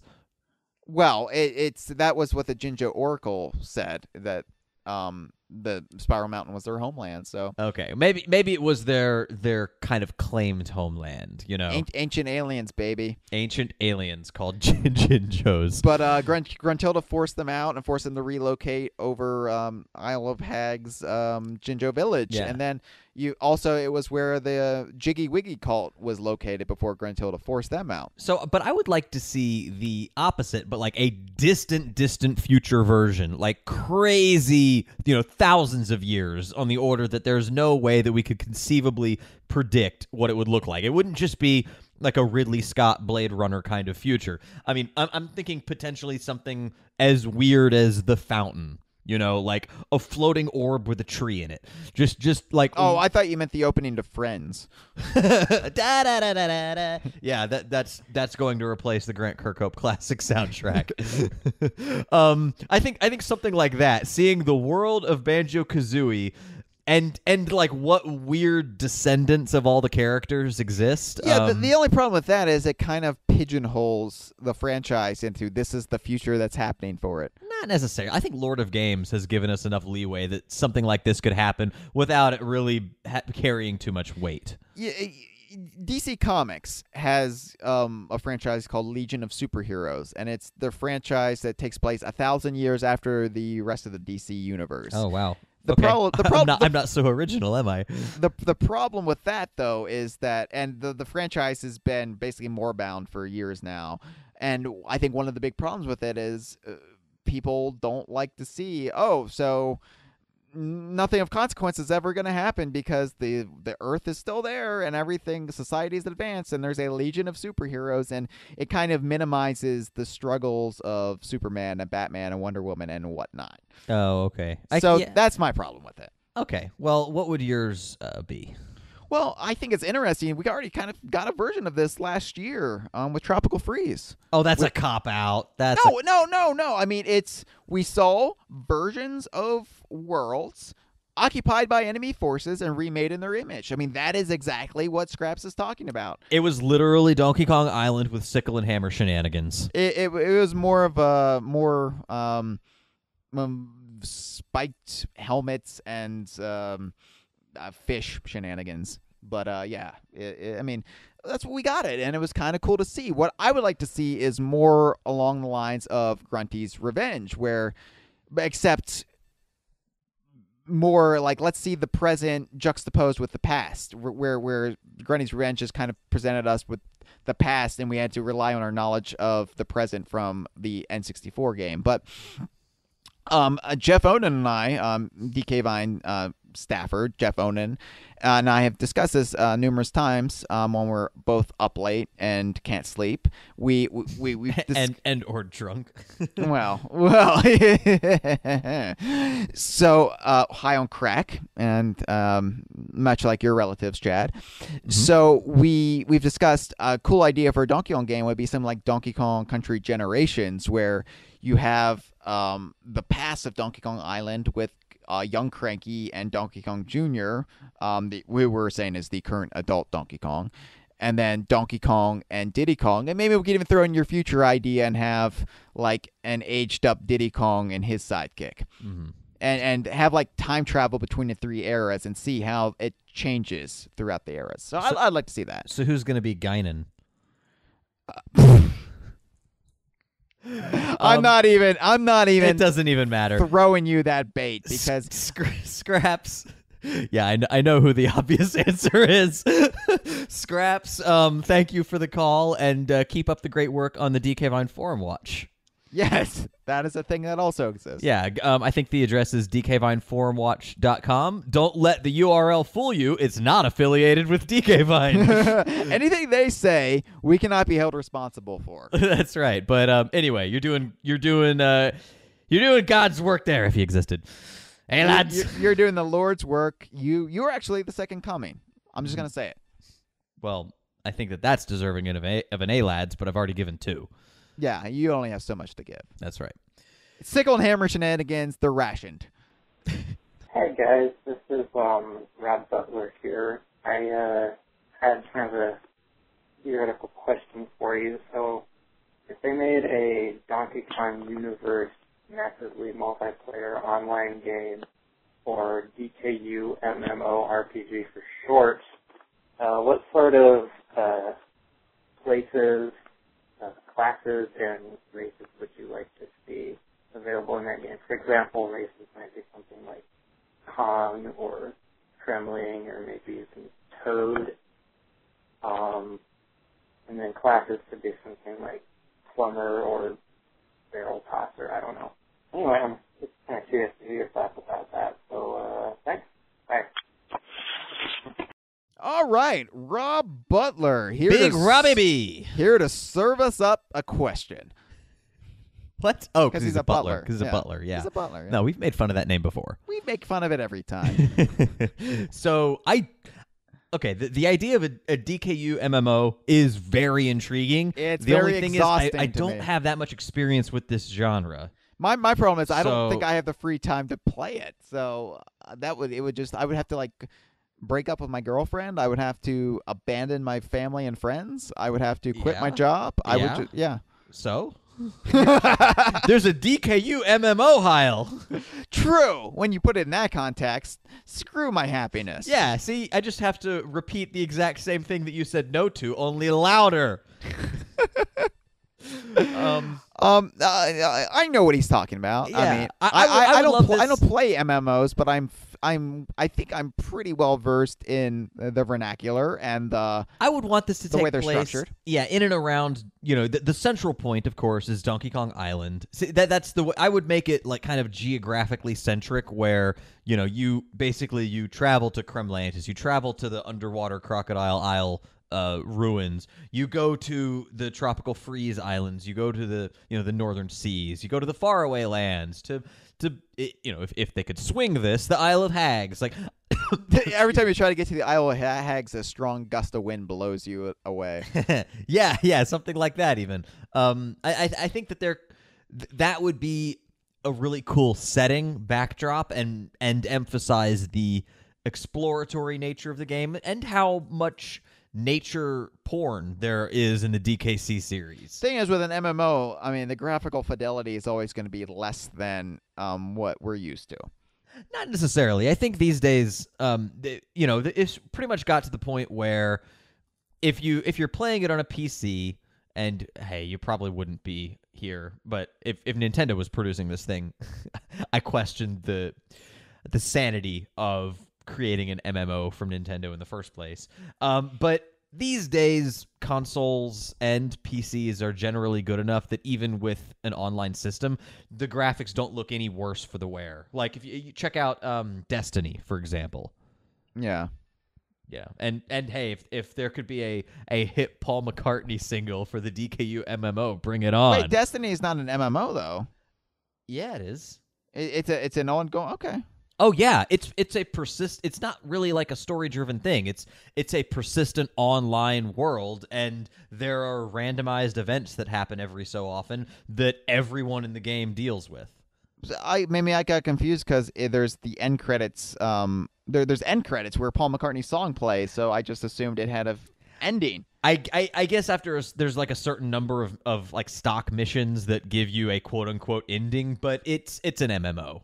They probably did that because they made the Paul McCartney deal and they needed somewhere to put his song. I don't know. It says it's a first-person shooter video game, Chad. I think an MMO is more World of Warcraft. No. That's an MMORPG. An MMO means massively multiplayer online, which Destiny certainly is. I'd say Destiny is an MMO FPS. I don't know how many people would agree with you.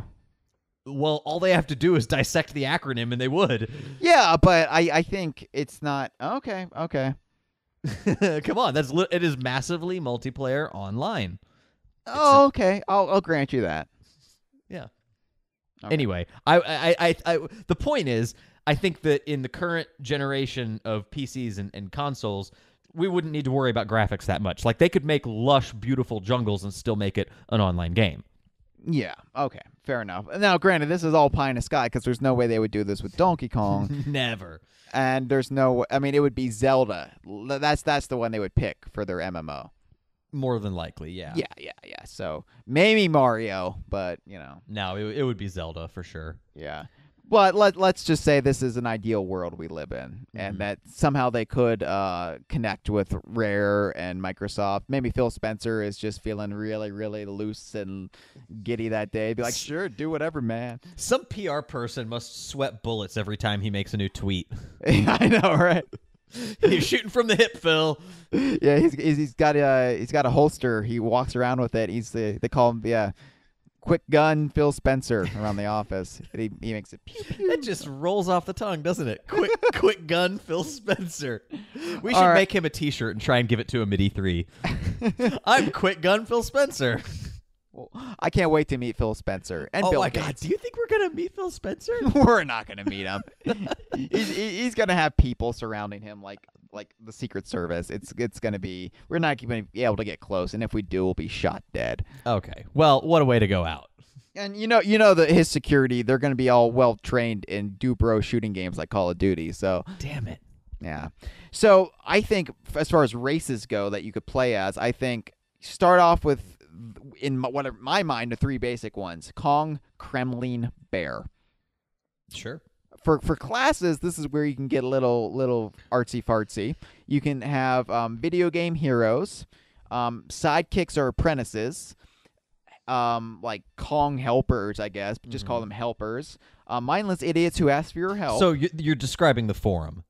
Well, no, but that's based... our forum rankings are based on roles in games. It would be cool then if you could occupy those roles in this MMO RPG. Okay, so say I decide to be a Kremling, mindless idiot who asks for your help. What does that mean that I do?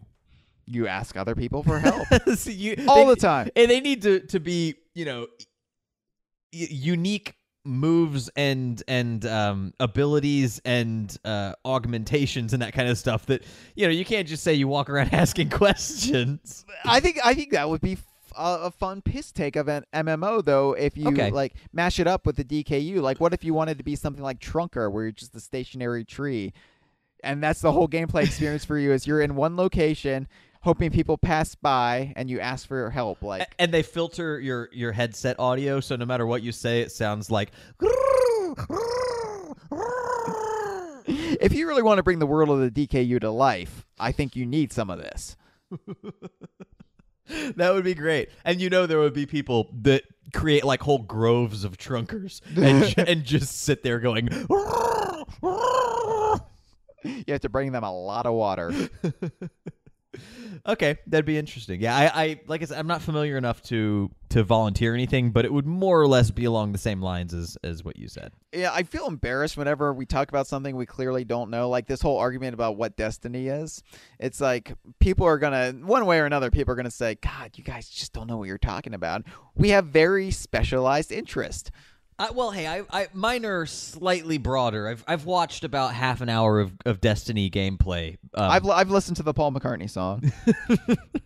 Have you seen the video? Oh yeah, absolutely. It's fucking horrendous. I think that makes me a Destiny expert. I think I'm the master of my Destiny. Ugh. God, I hope it wasn't, but I know it had to have been a tagline for that game. But we obviously would have to get Paul McCartney to do a song for this game, this hypothetical MMO. A dibba dibba do, you be in a cone, you wanna be a Kremlin. That's brilliant. Yeah, and then he just has a little strummy strum, and yeah, it really writes itself. You know what? Matt Corna does a fantastic, like, Beatles-esque pastiche sound, and I think he would be brilliant at making a theme song for the hypothetical DKU MMO as Paul sung McCartney. by Paul McCartney. Yeah. So Matt, you got some homework. I know like the Hall of Fame is coming up, all this other stuff. But yeah, we got to edit a bunch of videos. We got to batten the hatches for E3, but this is your priority.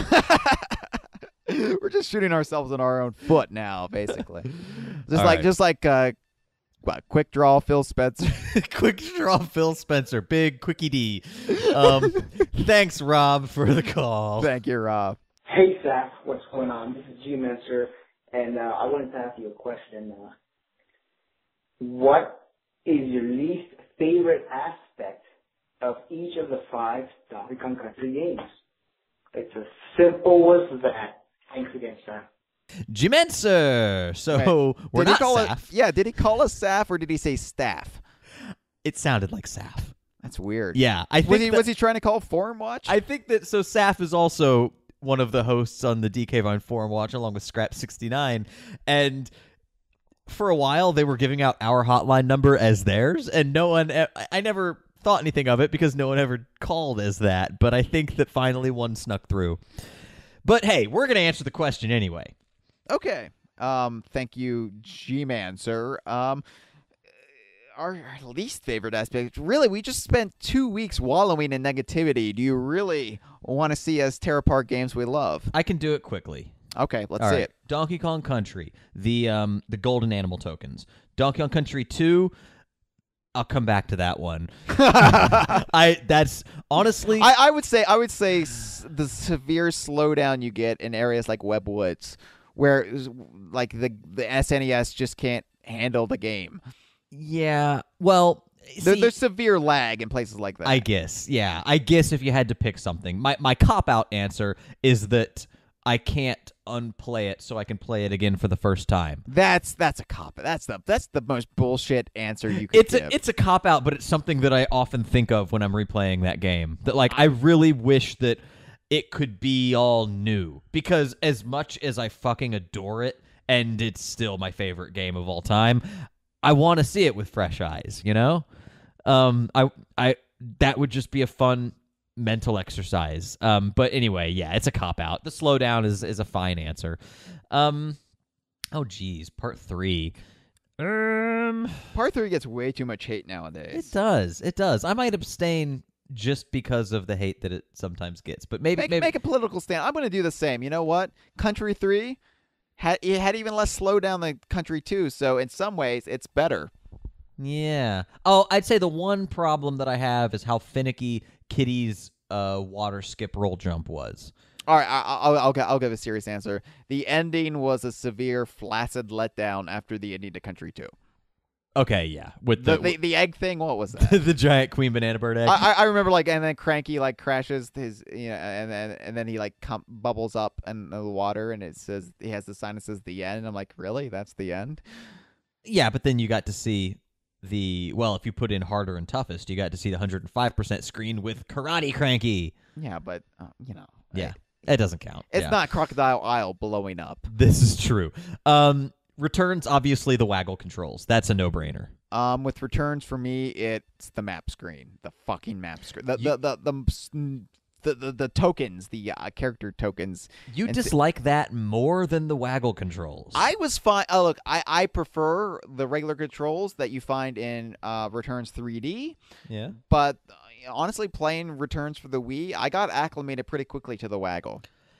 Okay, fair enough. Now, Tropical Freeze, this is going to be another tough one. I honestly, I love the Snowmads. I don't have a problem with them. I would say the two things that I have issue is, one, I think Lord Frederick is a missed opportunity, and two... Lord Frederick should have been a Yeti.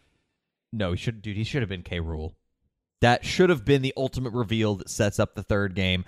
And they could have even used the thing where you punch him, but then you just keep punching and keep punching and keep punching and keep punching, and it never ends. And finally, you start wearing down this disguise, and he reveals himself to be K. Rool. He runs off and flees. You get a lost world, and that sets up the next game. So he had hoodwinked all of the Snowmads. I don't like time. I like having an expansive rogues gallery.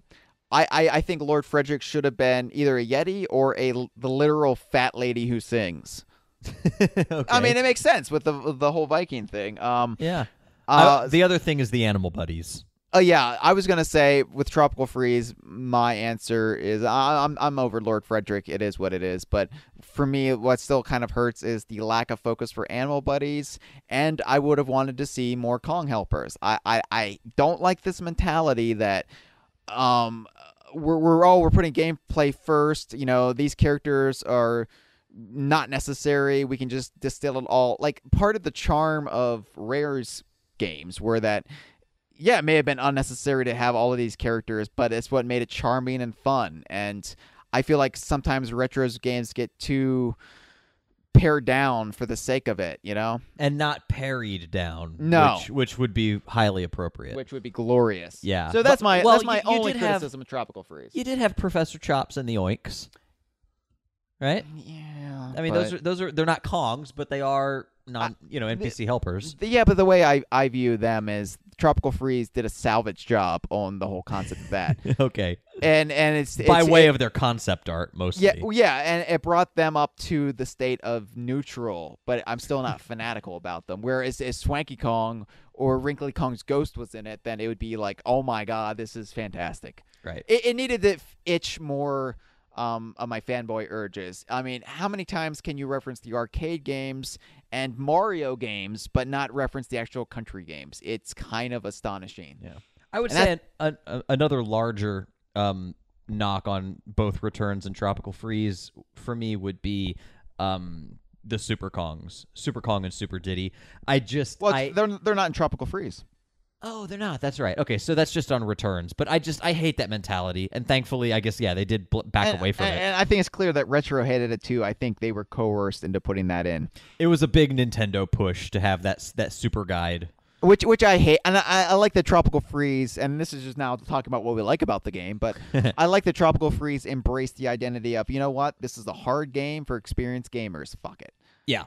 Let's just make it brutal. And oh boy, did it get brutal. I still haven't beaten hard mode. I can't get past World 4. As soon as you go underwater, the notion of getting through a level without a single hit is insane. Irate 8 is terrifying in hard mode. For fuck's sake. Have you done it? Have you successfully done Irate 8 on hard mode? I have not completed hard mode yet because I'm kind of saving that for the slush fund. So okay. All right. So in 2070, look forward to that. Yes, you'll be controlling it from your brain suspended in saline solution in a jar with wires poking into it. Oh, yeah. Luckily, we'll all be immortal by then, so I'm not worried. Yeah. We'll all have turned into Brain Guy from MST. Oh, that would actually be cool. Yeah. He was my favorite. Not Bobo? I'm surprised. Well, Bobo made a mockery of gorillas. Bobo took these ridiculously proportioned ape creatures and made them silly. Anyway, thank you for the call, G-Mancer. Uh-huh. Hey, boys. Long-time listener, first-time caller. My name's Jared, and I really dig the show, and I wanted to ask a question. So, last week's episode, I think it was Heil who brought up a really interesting point about, 3D game design and the future of it, and how games like Banjo-Tooie advance the formula, and what could be next with ukulele. And I'm sort of divided. I'm not sure what's going to happen, because I feel like on one hand, Playtonic could take the next step and look back at their work that was somewhat criticized but also praised for the things it really did to take the genre to new places. But they could also sort of take the approach to simplify things and try to make it more memorable, or make it more nostalgic for people who have certain memories of 3D platformers. And maybe they'll make it more like Mario 64 or Kazooie in comparison to Tooie. And so I was wondering what you guys thought, what kind of approach you think they're going to take, and if you were in their shoes, how you would handle it. I think that was a really cool point, and I was hoping you could expound upon what you said last week, Will. So thanks, and keep up with the great work.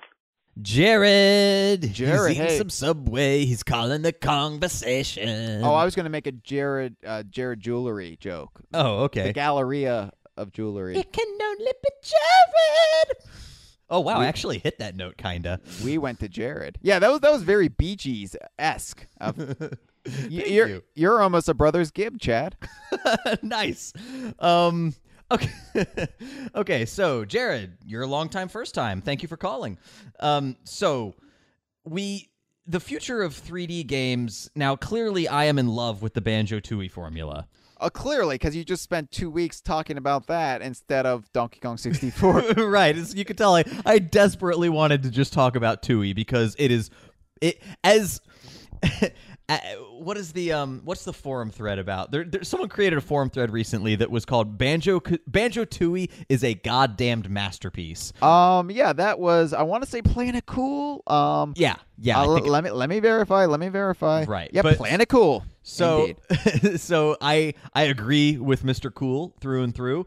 I would love to see ukulele expand upon that and, continue the notion of not really self-contained worlds, but puzzles that you need to traverse the entire game to sort of solve. I think that Tooie did a great job of making that less painful than it could have been. It was sort of like you would stumble upon things organically, and then it would jog your memory that there was something a little while ago, and you could go back or you could keep going, and eventually playing through it in a somewhat random order, whatever suits your whims, you could more or less get through everything. I would love to see ukulele expand on that, but also I don't want Playtonic to pigeonhole themselves. No, and that's what I'm most worried about when it comes to Playtonic, as they are listening to the fans, but the fans can be full of shit. I don't want to see them just. What I'm afraid is they're going to box themselves into just trying to mirror the original Banjo-Kazooie, because that's what people want, and they're not going to. They're a bunch of incredibly creative individuals, so I'd like to just see them do their own thing. Well, and that's the thing, though, that when we talked to Chris Sutherland on the show, we asked about the decision to sideline Donkey Kong in his own sequel, and they're just like, it seemed kind of fun. So we we did it, but I think. But I'm afraid that maybe they were shaken a bit by Ghoulies and Nuts and Bolts reception. So I don't know about that. I feel like these are people that have staked their careers and reputation on the notion that people respect their ideas, and I think that they're not going to turn a blind eye to that. I would be willing to bet that the Playtonic staff are confident enough in their own ideas that they're going to follow their own guiding principles before they follow what the fans want, as it should be. Ultimately, I agree. I mean, these are unfounded fears I'm having. They exist, and we do know a little bit about the way ukulele is going to be constructed. The pages, yeah. So apparently there are pages. It's an item that you collect, and you also use these Playtonic coins. And in some way you were able to either purchase extra sections of the game via the in-game currency, not like microtransactions, or or the pages will unfold extra elements. But basically, there is like a world that you go into has a certain size, and then depending on what you do in that world, it could expand greatly beyond that to basically become a completely different thing. Yeah. That's a cool idea, and that's something that they really didn't have the power to do in the N64. The only thing I maybe am not completely on board with is this advances the notion then that these worlds are artificial. It depends on how they implement it, honestly. Yeah, and that's true, and that's all. And ultimately, that doesn't really matter as far as gameplay goes. That's just a stylistic narrative choice. But what I love about Banjo-Tooie is that they're actual locations on the Isle of Hags. They're real places. They're not just like weird dimensions, otherworldly realms that you just travel to. Yeah. No, they're in the here and now, part of the rare archipelago. It's and we got to see where some of the characters that we met previously actually lived. Yeah. So that was cool. I want a living, breathing, interactive world, and whatever Playtonic does, I want them to I want them to make the game they want to make. Yeah. I don't want to be a hypocrite here saying I'm worried they're going to listen to fans, and then, but they should listen to me. Ultimately, I think the idea sounds cool, and it's going to allow for a lot of inventive gameplay and progression of the game, where you can actually make the worlds larger as you progress, which will inspire a lot of fun backtracking as opposed to DK64's backtracking, which was monotonous. Yes. It was arbitrary. Yeah. I'm also not too concerned about these not being living, breathing worlds because Playtonic has already said, as one of their original mission statements, that every character in Ukulele could potentially spin off into its own game. And the only way that would make any sort of sense is if there's some cohesive world that they're building. Oh, right. But remember, Nuts and Bolts had all these artificial worlds, and the characters were actors. It was. Yeah, I don't see that happening here. Okay. I really don't see them repeating anything from Nuts and Bolts. Honestly, I think they're purposely staying away from that. Right. All right. Well, thanks, Jared.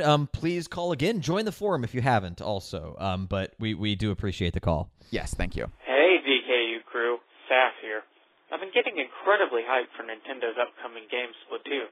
I love it. Love the gameplay, love the attitude, love the psychedelic ink. But most of all, I love it because it conforms to all those criteria we're always lauding Rare for. An extensive NPC cast, world building, organic environments. I mean, hell, on the Nintendo Treehouse last year, they were comparing how lived in the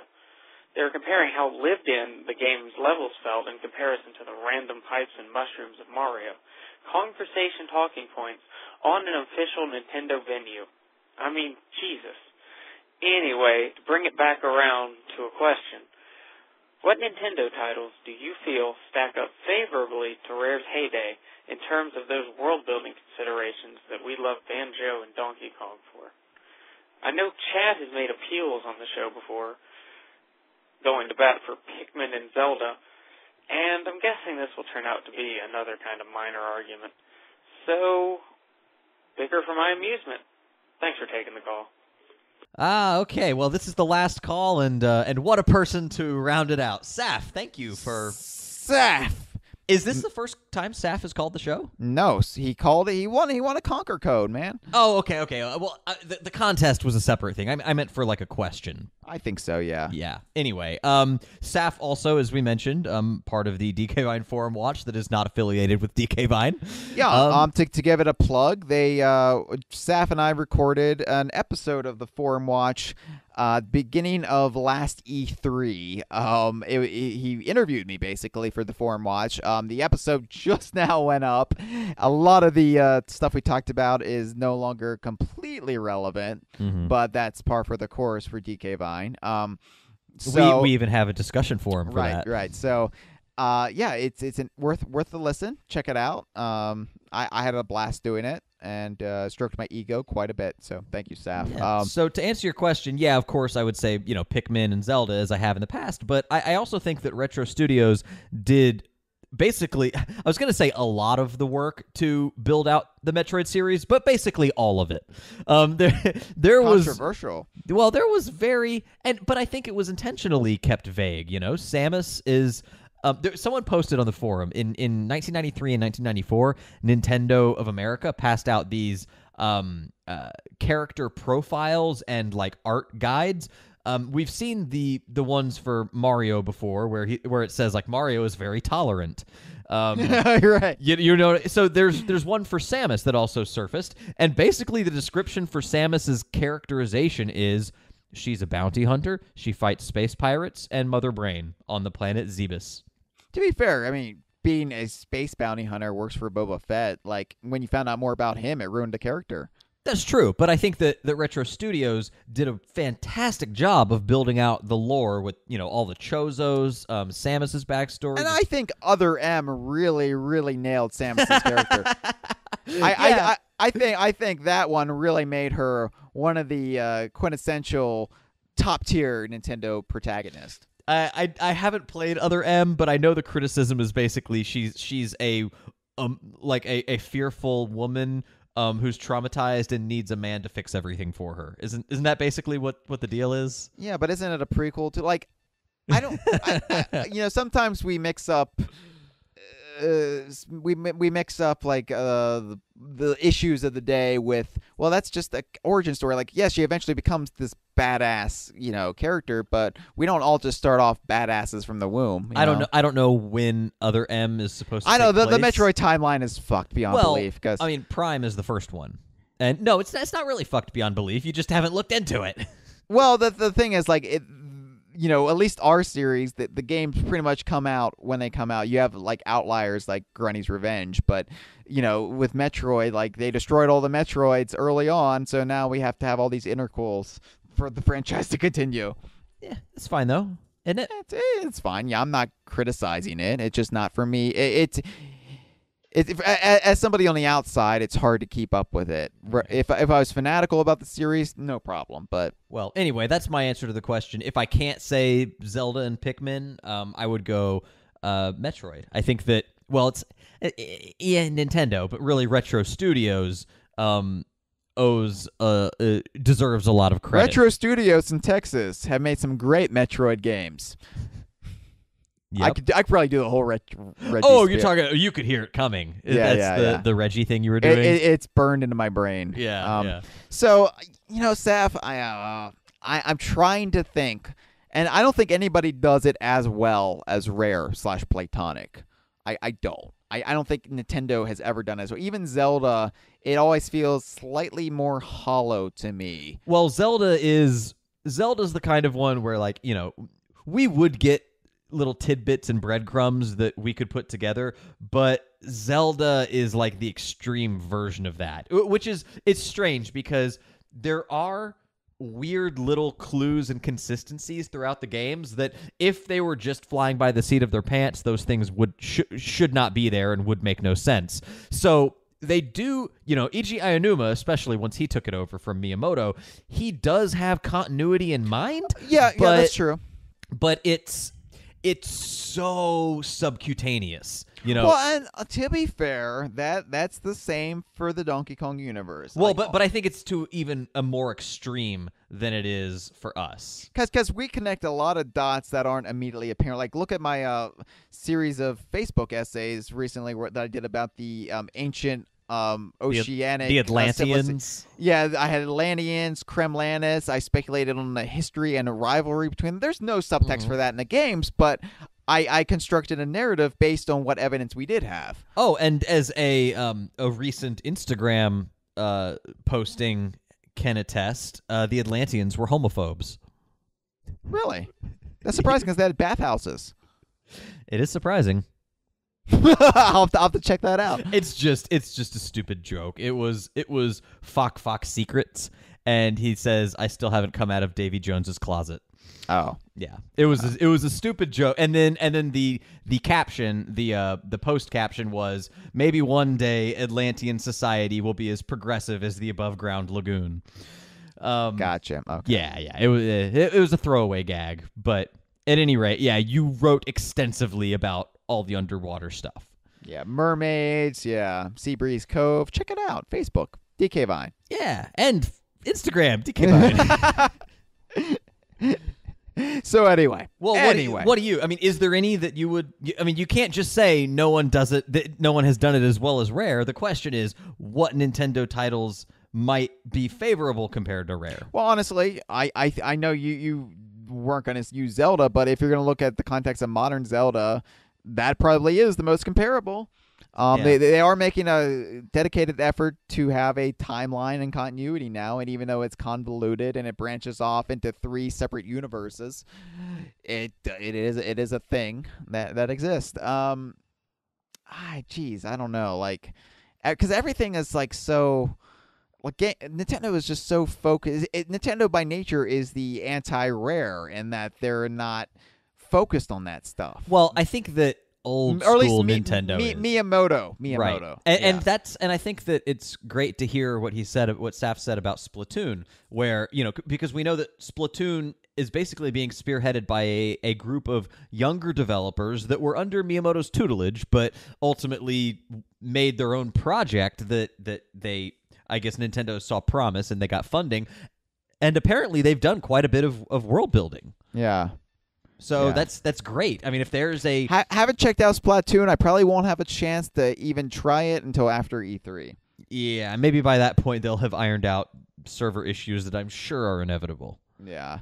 So I would say modern Zelda has kind of retroactively made the whole series kind of Rare-like in its continuity, and like you said, the breadcrumbs that they leave definitely remind me of some of the stuff we lap up. We follow that trail. Yeah. And, I don't know.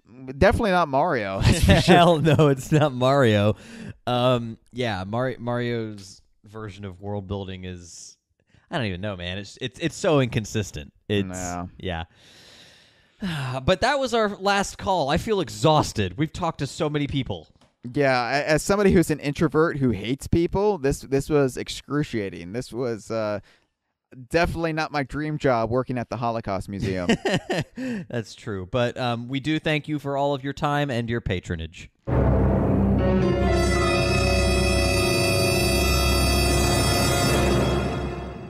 This has been a File 2 production. Que rico.